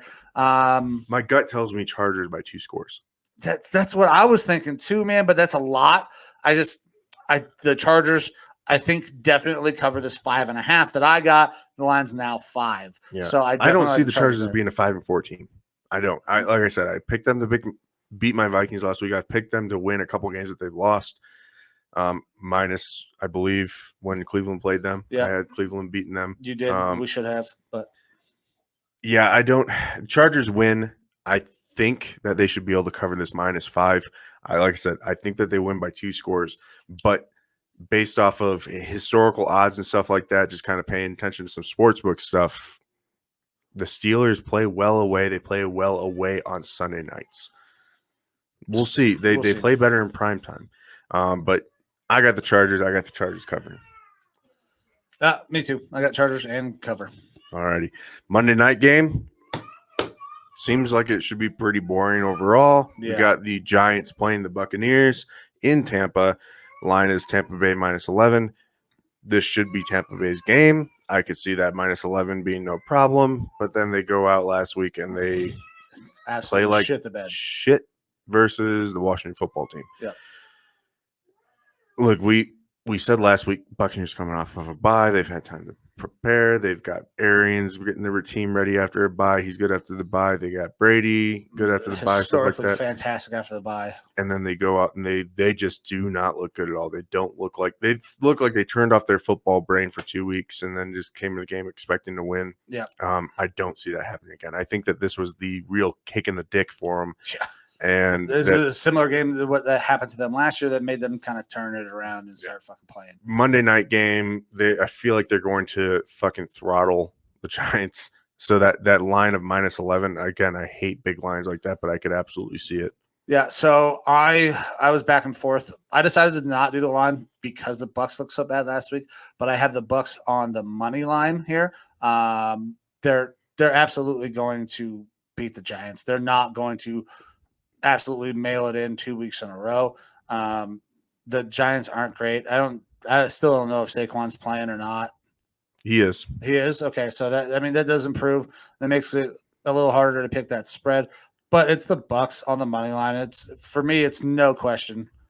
I don't have a ton to say about this other than the fact the Bucs sucked last week. They're not going to suck 2 weeks in a row. Yeah, and with Saquon playing, I don't think it makes that big of a difference. Right now, the Giants' running game doesn't depend on who the running back is. They've actually been average, above average with the running backs. Devontae Booker has looked good in Saquon's stead, and I think that Saquon is a better player, but I don't think that the offense allows him to be anything much more other than an explosive play here or there, better than what Devontae Booker's putting up. So I still think that their run game is going to look fine. Saquon will look good out there and everything, but I don't think that they're going to be able to put up anything that can compete with the Buccaneers offense and how explosive it can be. One thing to note that we kind of talked about is that Antonio Brown is ruled out again. Yep. He has been injured, nursing an injury, been in a boot for a little bit. I believe he was out of the boot towards the end of last week, but still didn't play last week. On top of that, he may be looking at a suspension coming soon. Yeah, potentially. So there's some rumors going around, some claims from a former apparently live-in chef that he got a fake vaccination card to give to the NFL. You know, of course, AB's camp is denying it completely, saying, I believe his agent said, and I'm paraphrasing, his agent said Antonio Brown did not use a fake card. His card is completely legit. Be like Antonio Brown and get vaccinated, I believe was basically what he said. Whether or not this is true or not, I don't know. I mean, that's the way that you have to lean if you're his agent. And if your AB is saying, of course my card is legal, maybe it is, maybe it isn't. I don't know. I don't really care. It's not my fucking business, to be completely honest. But what is my business is AB's on my fantasy team, so I'm paying attention to what his stats is going to be. He could possibly see a suspension. I feel like a suspension might be a little bit rough. I could definitely see a fine because, like, Aaron Rodgers, they fined him and stuff like that. I don't know what the league's code protocol fine or suspension situation is. Well, I mean, so this is a different situation than Aaron Rodgers' situation. The league knew his status that he was not vaccinated. The team knew his status that he was not vaccinated. Now, did he mislead the media? Yeah, sure. 100% he misled the media by saying he was immunized rather than, yes, I'm vaccinated for COVID-19. That's a little bit of semantics. It was a big brain play by Aaron that ended up biting him in the ass. But this is entirely different. If this is true, this is an outright lie to the league, to the team, to media, to everybody, if this is a fake vaccine card. And I think that if there is going to be a suspension for COVID-19, this is the situation in which that happens. This is the most egregious that you could do in this situation, is lying about your vaccine status, creating fake documentation to prove that you are vaccinated when you are actually not. If there is a suspension, this is where that happens. Yeah, I would agree. If there's going to be suspension, I would feel like this would be more warranted. But again, that I would be remiss to say that I wouldn't have my own personal biases in these things, and I don't think that a suspension is necessary. But I could see the league with the optics and everything doling out a suspension if it is found that he did in fact give over a fake vaccine card. The real question is how many players have actually done that? Because look, in a small circle here, I know of multiple people who may or may not have valid vaccine cards in our neck of the woods. Yeah. In the NFL, you have a lot of players who their body is their temple. Their body is what makes them money. Yep. And deciding what they put in it and not put in it is a big deal. And so in order to comply with league rules, I could absolutely see them getting a fake vaccination card and pushing that forward as the real deal. I think AB is being more of a premier player. He's got people coming at him, which is why the chef is speaking out. I don't know what the chef thinks that he's going to get out of this other than I think he just wanted to bury him because apparently AB stiffed him on some pay. That's fine, but you think that he's ever going to get a job with a high profile client again? It's like it's a bad move for that dude. Airing out someone's dirty laundry like that.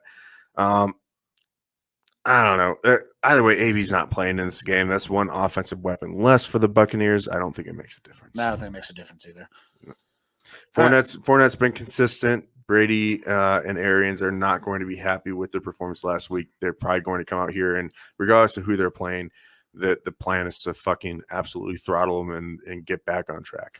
Yeah, people thought I was crazy for taking Leonard Fournette where I did in some fantasy drafts, but has performed like a top 15 back, and I'm very excited. Look, I didn't think Fournette was going to be a great option this year in fantasy personally. Where people are getting him is probably working out pretty well. All right. So that's all the games except for our games, right? Mm-hmm. So we'll go with the Browns and Lions because I know that we're going to spend quite a bit of time on yours considering your opponent this week. We might not spend a whole bunch of time. I don't know. All right. We'll see. Well, we're still going to go Browns, Lions. Browns coming off an absolute ass beating. The game was actually turned off of TV and turned to a more competitive game. It was so fucking bad last week against the Patriots. I didn't want to watch it anymore. I was fucking I thought done. they looked good on like their first drive or so. First drive was great because we ran the ball. We were efficient. We had a balanced offense, and we looked really, really good. And then it all went to shit. We got away from the run. We were a very one-dimensional team, and we have a quarterback who is banged up, has not played up to the potential that he showed last year. I am worried about Baker. I am starting to get to that point where it's like, man, is Baker the guy? I have a couple of comps, though, that make me a little less concerned in the fact that he's oft injured. But before that, the Browns are going to win this game, and they're going to win it handily, and it doesn't matter who's playing quarterback because this fucking guy is back this week. This is the team. It does not matter who's playing at quarterback if Nick Chubb is in the backfield. He is the best pure runner in all of football. He has shown it in numerous ways. He has missed several games, still the number 3 rusher in the league. Highest yards per carry at 6 yards per carry. He is going to absolutely run all over this Lions defense, and this Lions offense is not very good. They're going to be missing their starting quarterback in Jared Goff. I mean, maybe that's a good thing based on some of the things that Goff has done this year, but the Lions are not going to get their first win here against the Browns. They're not going 0-17 because they were able to get a tie last week with the Steelers, but the Browns are going to absolutely run away with this game. I don't know that we will put up a ton of points, but I could see this being a 24-7 type game because the Lions, I don't believe, are going to score very much. That Browns defense had their asses handed to them last week. There were complaints by the players that they didn't make adjustments. Myles Garrett was very vocal about it. There was a conversation between Myles and Stefanski and our defensive coordinator, Joe Woods. They're going to correct that. They're going to come out. They're going to get a win, get us back over 500, and we will see what happens the following week when we take on the Baltimore Ravens in a absolutely fucking huge matchup for our potential chances at making the playoffs. But this is a get-right game for the Browns. Yeah. The line's Cleveland minus 12.5. That's a big line. But I did not take the spread. You are looking at the Lions, right? So they're not very good. We know this. Jared Goff, doubtful. Not going to play, which means second stringer Tim Boyle is probably going to play. I wish that they would play the third stringer. I like the third stringer better. Tim Boyle, or excuse me, not Tim Boyle. David Blau. It's David Blau out of Purdue. Blau is looked pretty decent when he's filled in for Stafford and stuff in the past. Like I said, I like him better than Tim Boyle. Doesn't really matter. Lions are not a very good team. Goff isn't a very good quarterback, but he's better than the alternatives. And like you said, Chubb is back for the Browns. Playing in Cleveland, this is one of those get-right games. I definitely see them winning handily. 12.5 is a very large spread. I did not take the spread because the Browns did not. They looked fucking terrible, so I could not jump onto the spread. I'd be more titillated if it was like 9.5, 10, and I probably would be leaning towards that. The 12.5 is rough for me to take, but I've definitely got the Browns winning this game. Yeah, me too. So talking about those kind of comps and, me being worried about Baker. So Baker's career is very reminiscent of a guy who ended up being, will eventually end up being a Hall of Famer. Him and Drew Brees are unbelievably similar in their career tracks and what is happening to them. So they are almost identical in height. They put on the same kinds of numbers at the combine. They're both known for being incredibly accurate. When I think of accurate quarterbacks, the first guy that comes to mind is Drew Brees. When I think about Baker prior to this year as a guy who fits balls in the windows that the other quarterbacks don't fit him into. He's incredibly accurate with the ball. I think his injuries this year have hurt him. So in Drew Brees' first year and in Baker's first year, they came out, gave a boost to their team, performed pretty well. Baker had better numbers, but Drew Brees did not play bad. Year 2, there is a regression on both of these guys. Picks are up, yards are down, touchdowns are down. Year 3, Drew Brees leads the Chargers to the playoffs. Year 3, Baker leads the Browns to the playoffs. He gets a win. Year 4, Drew Brees early in the season goes to recover a fumble, dives down, tears his labrum in his throwing shoulder. He is out. Baker Mayfield trying to make a tackle this year on an interception, tears his labrum in his non-throwing shoulder. This is so eerily similar on the things that have happened. Year 5, Drew Brees comes out, performs pretty good, does not receive a contract extension. Eventually goes on to the Saints, becomes Drew Brees that we all know and remember, and is now a future Hall of Famer. Baker Mayfield, his fifth year has been picked up. We will see if he gets that contract extension. If he does not, it scares the ever-living shit out of me that we are literally seeing another Drew Brees scenario where we let a guy go, he gets somewhere else, the guy works really well with him, and we see Baker absolutely take off. I want Baker to succeed so bad, but it hasn't been great this year. But I can't blame it all on Baker. That's some of the injuries. We have our starting right tackle. He is out. He's all pro. We have a backup guard starting at right tackle. Jedrick Wills has been banged up all year. Our left tackle with an ankle. So protection hasn't been great. It's just we need a boost. We need something.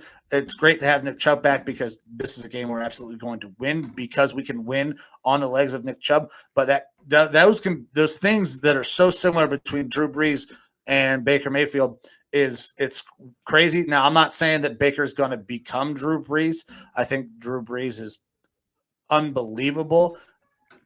But the similarities are there, and it scares the shit out of me that he's going to go somewhere else and succeed. I've never heard that comp before of Brees and Baker Mayfield, and I never thought I would have, to be completely honest.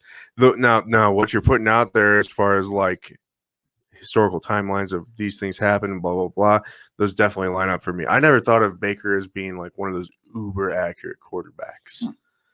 That was the thing that everybody talked about when he was coming out in the draft, is that he's supremely accurate with the ball. All right. I feel like he's a little bit more of a wild card with the way that he plays versus Brees. Brees is more conservative and stuff like that.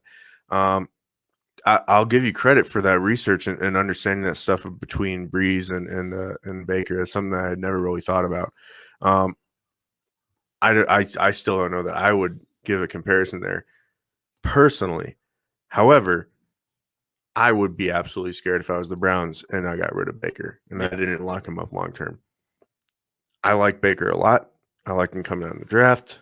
I like him for your team. I like his moxie. This is a down year. It is. But we've talked about this earlier in the week. He's injured as fuck. Yeah. We were hoping to see a progression from him this year to really earn him that contract. But he's banged up as fuck. Most banged up he's ever been in his life. His direct quote from him. And so if you get him right and he's healthy, I think we are seeing a real good year out of him. With all these injuries to him and to the team and stuff like that, it's rough.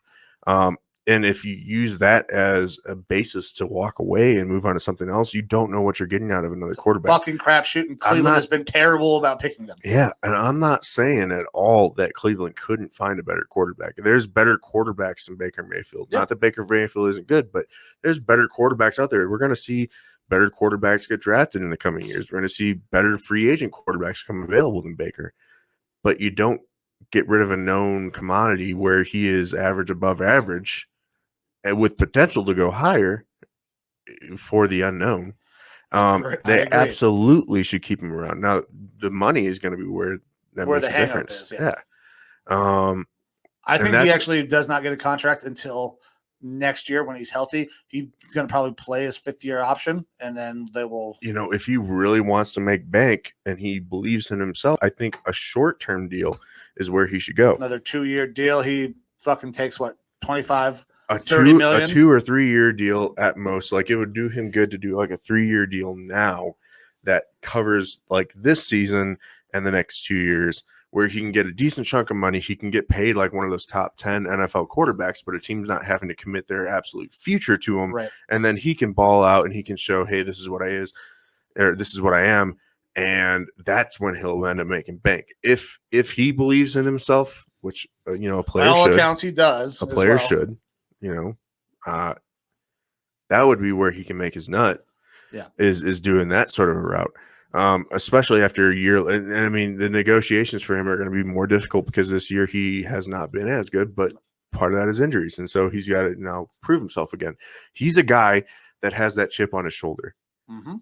He should add this chip, run with this chip, and fucking ball out and earn yourself some big money here going forward. Yeah. If you try to leverage yourself for a giant contract right now, it's not the best spot to negotiate. No, he's in a terrible spot to negotiate. Yeah. So I'd like to see him stay there. It's a real interesting comparison with Brees. I would never thought that. Yeah. But I mean, it is correct with the labor and stuff Yeah, like that. they line up, man. All right. Well, we both got the Browns winning this one. We do. The Lions suck. Yep, and that's what our games for the week. No, we got one more. Big time matchup in the NFC North. Yeah, it's our rivalry game. Yeah, first game of the year, Vikings versus Packers. Big rivalry game. I always get real fired up for this, and I got to be honest, I'm not as fired up as I normally am, but I'm still fucking fired up. Look, the line right now on ESPN is Green Bay -1. That's a very close line. I expected this line to be much wider. Me because too. Who in national sports media doesn't love the Green Bay Packers? Who in the national sports media doesn't love Aaron Rodgers? People who are vaccinated. And I don't give a friggin' fuck. This game's being played in Minneapolis indoors. We have had Aaron Rodgers' number since playing him in US Bank Stadium. We get the sacks on him. The offense is running with A.J. Dillon. A.J. Dillon's a big back, but he ain't no Aaron Jones. Everson Griffin gets himself 3 sacks this game. Vikings easily cover the -1 from Green Bay. Last week we win versus the Chargers, who I think are a very good team. For whatever reason, they've not been playing as well as they should have. That's it's whatever. The Vikings had a fantastic game plan on defense for that, even though their defense still allowed the Chargers to put up decent numbers statistically. Their game plan was very well suited to play Herbert in that offense. The Vikings know this Packers team. Zimmer's going to have them prepared for this game. We actually started to see the offense get more aggressive finally last game. Nowhere near as aggressive as I would like to see, but they start to get more aggressive. All right, when Justin Jefferson gets a large majority share of the passing targets, I believe it's something like once he gets 7 targets, not necessarily catches, 7 targets, the Vikings have won every game. Ever since he's been there. Obviously, last year's his first year. But if he gets 7 targets or more, I believe they are 100% win rate. Wow. If we continue to feed the ball to JJ, continue to feed the ball to Adam Thielen, Conklin, we can take over. We can that aggressiveness on offense, we can compete with any defense in the league, in my opinion, if we are aggressive on offense. And if we carry the little bit that we did last week and expand upon it into this week, I think we got a very good shot at beating the Packers. The homer in me is going to say, yeah, we easily blow out this spread, the Vikings +1. Well, if you guys are plus, all you got to do is take them on if you got them winning, I mean, I got us winning outright, but if I was just looking at the bets, Viking +1, as a homer, I'm absolutely taking that. Now, as a non-homer, I completely understand if you don't want to bet for my Vikings, and I love being the underdog. I don't give a fuck. This is our biggest rivalry game. This is the first time that we're playing the Packers this year. It is at home in the bank. I got the Vikings winning this one. It's not. It is a homer pick, 100%. I'm fucking perfectly fine saying that because if I was trying to be objective, I would say Aaron Rodgers is back from COVID. He looked a little bit rusty last week. He gets it figured out this week. I don't give a shit. I'm going with my homer pick. All right. We're going to get the pressure on him. Even without Danielle Hunter, we are still continuing to get that pressure on the quarterback, regardless of who we're playing. We game planned extremely well against Lamar Jackson. Mike Zimmer knows his back against the wall, so he is game planning his fucking nuts off. He is allowing Kubiak to open up the offense a little bit more and shy away from the run game as much and get more into that passing game, get those elite wide receivers involved. And I feel like he's going to say, hey, if we lose to the Packers, this is it for my career here in Minnesota. Yeah. Well, I'm already on the chopping block. And this game is huge to the fans. It's huge to ownership. We have to fucking throttle these guys. Open up my offense. Use the weapons that we have, Kubiak. Go for it. I feel like we are going to come out gunslinging, that we will win by at least 7. Ooh, that is big. So I was on your Vikings last week. I was big on your Vikings last week. I really liked them in that game to cover. I was just short of saying that they were going to win, but I did have them on the cover. I do think your Vikings team is very good, but I did not pick them this week. And it's not because Aaron's back. Aaron's going to have more time. It is because that defense for the Packers has been so goddamn good recently. They have been better. They just pitched a shutout. I think they haven't allowed a touchdown on like 17, 18 drives or some crazy shit. Now the Vikings They played the Seahawks last week. That's true. The Vikings are a pretty good team. I think the Packers get this dub because their defense has been playing so goddamn good. I see this as a close game, though. I got the Packers winning by 3. So that's the thing is the Vikings, they tend to play these close games, the ones that go down to the end. They've had multiple overtimes this year. Yes, it happens, but I think this is one of those that have breakaways. In games that have been decided by 4 points or less, the Vikings have been really bad this year. And that's why I'm on the Packers, because when I bet this, I was Packers minus 2.5. So Vegas is expecting a close game. The Vikings haven't been good in close games. The defense for the Packers has been really good recently. So I got the Packers on the minus 2.5. And I completely understand that. I do. But whether it's the homer in me or whatnot, I don't really give a shit. Yeah. Vikings by 1 million. There we go. Let's toss some hyperbole up in there. Patrick Peterson is back this week. He's been alluding to it. He's back this week. So we've got our best cornerback back out there. He's going to be shadowing probably Devontae the whole game. Harrison Smith, he's back this week. All right. In his stead, Cameron Bynum, a rookie that we took late in this draft this year, he's a converted cornerback into safety. We thought that he's a project or something like that with the potential to be a backup cornerback for years to come. Yeah, that's a depth guy. He is the second rated safety in PFF rankings for the year after 2 weeks of playing. Which is really surprising. Well, it's a small sample size, but it's a pretty good place to fucking be. He's done very well versus Lamar Jackson and Justin Herbert. See, and I love PFF's ratings. I know a lot of people don't like PFF. They think they're bullshit. They're good with context. Yes. They do make mistakes, but they're good with context. And so I don't give a ton of credibility to them without the context. Bynum has looked well beyond what I ever expected him to be at his peak in his career so far in these 2 games. He's looked real good. But we got him. They're talking about mixing in 3 safety sets because he has played so well. We've got Peterson back. That helps a little bit of our depth at that defensive back spot, which is the biggest weakness on our team. Yep. And the Packers have Devontae Adams. Yeah, well, I mean, they have Lazard back. Lazard has been a decent number 2. I mean, he's not a top-tier number 2 by any means, but he's been a decent number 2. Mm-hmm. I think having Aaron Jones out does hurt, and I think that's why this game's going to be very, very fucking close. I mean, I could see I could see the Vikings. The line being -1 because we have the Packers number at US Bank Stadium and getting defensive players back. I think that's why it pushes it closer.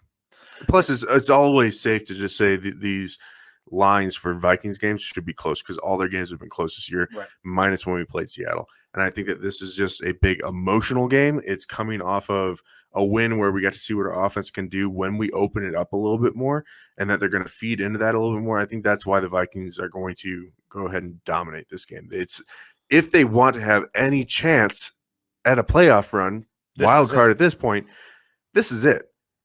The Packers only winning by 17 against Seattle last week, I was fucking blown away. I thought they should have won by a lot more. Yeah, to be completely honest. because Seattle's not a good team. No. Russell Wilson or not. And for Russell Wilson to not put up any points is real surprising. We can put up points against this Packers defense. The Vikings can put up points against this Packers defense. If the Vikings offense does not score on their first drive, we will win this game. When we score on our first drive, we normally peter off towards the end of the game. In games when we don't win or don't score on that first drive, they've done very well. So again, I don't give a shit what anyone says. It's a homer pick. I understand why people are going to pick the Packers. Well, Vegas thinks this game's close. Vegas thinks this game is very close. The line has moved to -1.5. I got it at 2.5. So it's moving even closer. Teams that we have mutually played, like the Bengals and stuff like that, games have gone late. They've gone overtime and stuff like that. I think that the teams are comparable in talent in certain aspects. But I think that we're starting to hit our stride a little bit more. And the Packers are – they're in a little bit of a lull, maybe. Space. Yeah. All right. Well, we're gonna disagree on that one, but I'm excited to actually watch that game. I fully expected to disagree on that one. Yeah, I fully did because I get it. I knew you were gonna pick them to win. I did not expect you to pick them in a blowout. If the Vikings are the worst team in the league, I'm picking them to beat the fucking Packers because fuck those fucking clowns. Yeah. So I understand. Like that's if Ohio State was fucking 0-11 and we were playing Michigan. And Michigan was the #1 rated team in the country, I'm still taking fucking Ohio State. That's just Buckeyes. Yeah.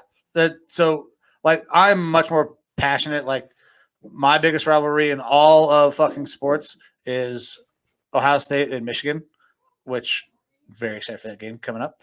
For the Browns, it's not nearly as there's not as much deep rooted hatred for like the Ravens and the Steelers. I don't give a fuck about the Bengals. I mean, I hate the Ravens more than I hate the Steelers because the Ravens have my Super Bowls. But I understand. I figured you were going that way, and I knew we were going to disagree here. You know what I really hope to see? I hope to see Justin Jefferson doing a throwback to Randy Moss. Okay. Scoring the touchdown, getting up, and just whoop. Just acting like he's dropping the pants, mooning the crowd. But not the crowd. He's going to do it at that sideline. Oh, okay. He's going to do it at that Packers sideline. Yeah, well, obviously, you guys are in your home stadium. Yeah, absolutely. He wouldn't moon our own fans. No. The fans would fucking probably go nuts for it because JJ's the fucking shit. But look, JJ played with Thaddeus Moss, Randy's son. He's met Randy. Randy loves him all the times that Randy's doing commentating. He loves JJ. I think that would be a fucking awesome throwback because the closest baller receiver that we've had since then, is Diggs, and Diggs is kind of just like this wild card, his own style. Yeah, JJ, I think likes a little bit more of the heritage, and he knows the team, and he knows what Moss did there, and I think he would love to show it. And if he doesn't do it this game, I would love to see it later on in the year. When they're up in Green Bay. Yeah, that's great. My hope and my plan is that we just got this believe sign up there. I've got my little. A little bit more Vikings accoutrement coming in. Slice my fucking finger open on it today. I want to get – there's this cool-ass, like brushstroke painting, almost watercolor of Moss mooning the Green Bay fans. And I plan Bob Ross edition? Yeah. I feel like there's a good spot up here for it somewhere. We'll find it. I've got it in my fucking in my phone already ready to go. All right. Just a matter of purchasing it. All right. So that's what I got for the Vikings. I would love to see a little Moss Moon action throwback and watch Joe Buck just get so disgusted because he's a fucking idiot. Joe Buck calling Fuck football. Joe Buck. Joe Buck calling football games fucking sucks. I hate him. Give me Joe Buck calling any goddamn baseball game though. I love Joe Buck on baseball. Get him off my screen when he's calling football though. Well, I think the more thing that I hate about it is the fact he's calling games with Aikman, who drives me crazy. That dude's just had too many concussions. Well, he looks like he's high all the time. Yeah. I mean, don't blame him. It's fucking legal. And he's been absolutely fucked up. That goes back to the conversation that we had earlier about we're in a 17-game season. How are we going to compare stats from the past to stats now where you got the 17-game season? Aikman played fucking phenomenal as a Cowboys quarterback in a much different league, a non-passing league. Yeah. In a league where you could hit the quarterback, where you could not get penalized for looking at the quarterback angrily. Those quarterbacks. those quarterbacks were playing in a violent league. Yeah. Oh, yeah. Oh, yeah. Like when you compare Aikman or Marino's numbers to the quarterbacks now, and you think about what they're going to playing pay through, comparison. but still, Marino's numbers when he was playing in that sort of a league are unbelievable. They still stand up close to a lot of today's quarterbacks numbers, especially on the per game average. Especially on a per game average, because that's what it's going to come down to. I mean, we saw this happen with college football. They started counting stats from bowl games. So Barry Sanders is no longer the leading rusher in college football in a single season. When Barry did it in 2 less fucking games than the guy who broke his record. So I mean, Barry's still the best fucking college running back, probably. Yeah, potentially. We're talking GOAT status of running backs. Yeah, you've got Bo Jackson and stuff like that, potentially, but Herschel Walker in college. I mean, Barry's fucking insane. Yeah. All right, man. I mean, that covers all the games, right? We didn't miss nothing. I don't believe. I fucking hope not. We did Saints, we did Jets, Panthers, Colts, Lions, and Browns. Nope, that is it, man. So we are done. Yep. So we had the Lineman Lounge parlay. We do. We can recover that. Let's do that. All right. So the picks were Cowboys plus 2.5 over the Chiefs, the Cardinals minus 1.5 over Seattle, San Francisco minus 6.5 over the Jags, and Ravens minus 6 over. I don't remember who the fuck they're playing. So they're playing the Bears. I actually got the Ravens minus 5.5 on FanDuel. You're on Caesars. I'm on FanDuel. So these lines, we're saying these. We picked the cover, or we picked the spread on all these. All right. So whatever app or whatever service that you bet through, the lines might be a little bit different, and obviously adjust if you need to. But these are the lines that we kind of picked, and that's the Lineman Lounge parlay for you. So our normal bet is we just say if you throw a 10-piece at it, you got $10 at it. What are you going to get in return? So on Caesars, that's a plus 201 bet. That means that you get $130.08 in return. That's including your $10 that you get back from that. So $10 in on these 4 games, $120.08. Right. So you said 1201, right? Yes. So I'm getting plus 1212 on FanDuel. So $10. Total payout's going to be $131.29. That's you getting your $10 back plus an additional $121.29. So that's a pretty decent little bet. We feel pretty goddamn confident with these games. I hope it hits this week. The inaugural one did not go great, but we're going to keep going. Baby. Yeah, that's betting. We're going to keep going. And eventually, we both lost money on it. So if you played with us, we lost right alongside you. Yeah, that is 100% correct. But we're looking to get it right, get back up to that 500 mark with the parlays this week. So, yeah, I think that about does it, right? That's the recap. We hit all the games. We talked college. Ohio State is absolutely fucking smashing Michigan State, 56-7. They pulled C.J. Stroud after the first half. He threw 6 tuds in the first half. Whew. Yeah, that's a Heisman game. He's in the Heisman race. Sheesh. I'm way too fucking old to be doing that. We're way too old for that. Yeah. I've been on a Megan Thee Stallion fucking kick this week. Goddamn. Old compatriot Kayla Hubbard has been pissed at me this week because I've just been sitting here bumping fucking Megan Thee Stallion. Body crazy, curvy waist, big titties, little waist, body, yada, yada, yada, yada, yada, yada, yada. And then I got the students in the Sims fucking looking at me like a goddamn idiot. I don't give a shit. She's just telling me, shut the fuck up. She's about through with me this week, but I bought her some tiramisu so she can fucking chill out. Yeah. Yeah. We keep it young and loose and with the times. I have to try. The hippity hoppity.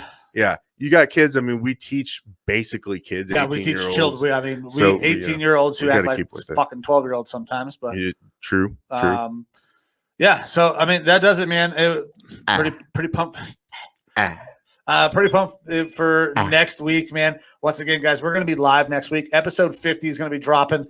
We're going to do another live show, and I actually think that we've kind of talked it through. The Lineman Lounge is going to go to a live show. We have the time on Saturdays to do the live show. Our schedules don't conflict anymore. Soccer ended today.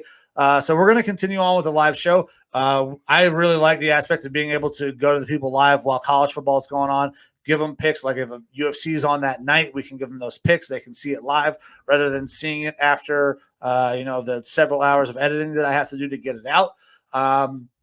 I'm really pumped to go to a full-on live show, and next week is going to be special. It's going to be wild. We have a special guest in studio with us. We're actually probably not going to be in studio. Probably going to have to move outside so we can fit all three of us into the shot. We got some possible eating challenges. It also helps out with possible vomiting. Possible vomiting from eating challenges. Potential vomiting. But it's going to be very exciting. I'm very pumped for that. Oh, one thing of note that we didn't actually get into, Okay. and I don't think we need to spend a whole lot of time. No, I know exactly what you're going to talk about. We don't need to spend a lot of time, and it's going to be a very quick minutes of burying somebody. Yeah. So, former NFL running back Zach Stacy has been in the news cycle this week because his girlfriend, I fucking hope ex-girlfriend, released video of him beating the living shit out of her in their home. This video, if you haven't seen it, don't watch it. Yeah, it's not worth watching. No, it's not. Having seen atrocious. like the Ray Rice video and stuff like that, which was pretty atrocious, watching this video made me feel sick to my stomach as a man, as a human being.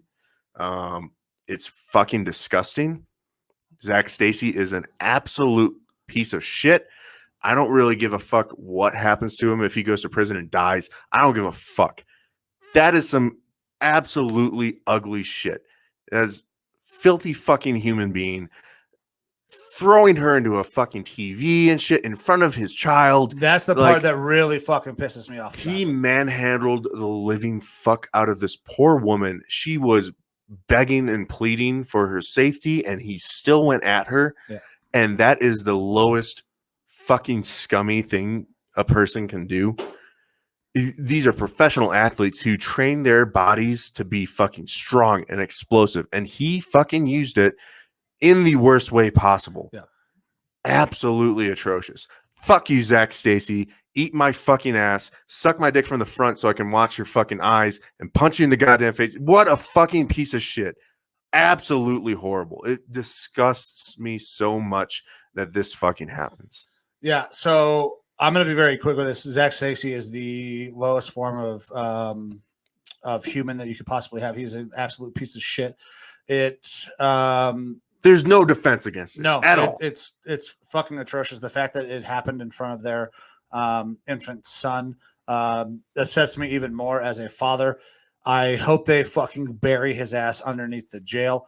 I have no good things to say about Zach Stacy. He deserves to rot in fucking prison, and I hope somebody goes out and gives him a little taste of what that's like when somebody who is bigger than you uses that force against you, because what he did to his girlfriend, ex-girlfriend, I'm not sure exactly of their status, is absolutely atrocious, and he deserves to be buried underneath the fucking jail, and I hope it's miserable the entire time he's there. Yeah, sorry to put it at a bad note, but I wanted to at least get the little bit of 2 cents out there. This is fucking, yeah, it's unconscionable what the fuck he did. If you guys have not seen the video, I do not recommend watching it. If you have ever been privy to witnessed domestic violence, it will make your stomach turn.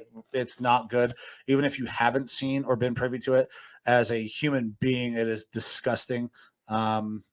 He deserves to die in fucking prison. Yeah. Fuck Zach Stacy. Yeah, fuck Zach Stacy. All right. This has been the Lineman Lounge. Yeah, let's change the pace here, guys.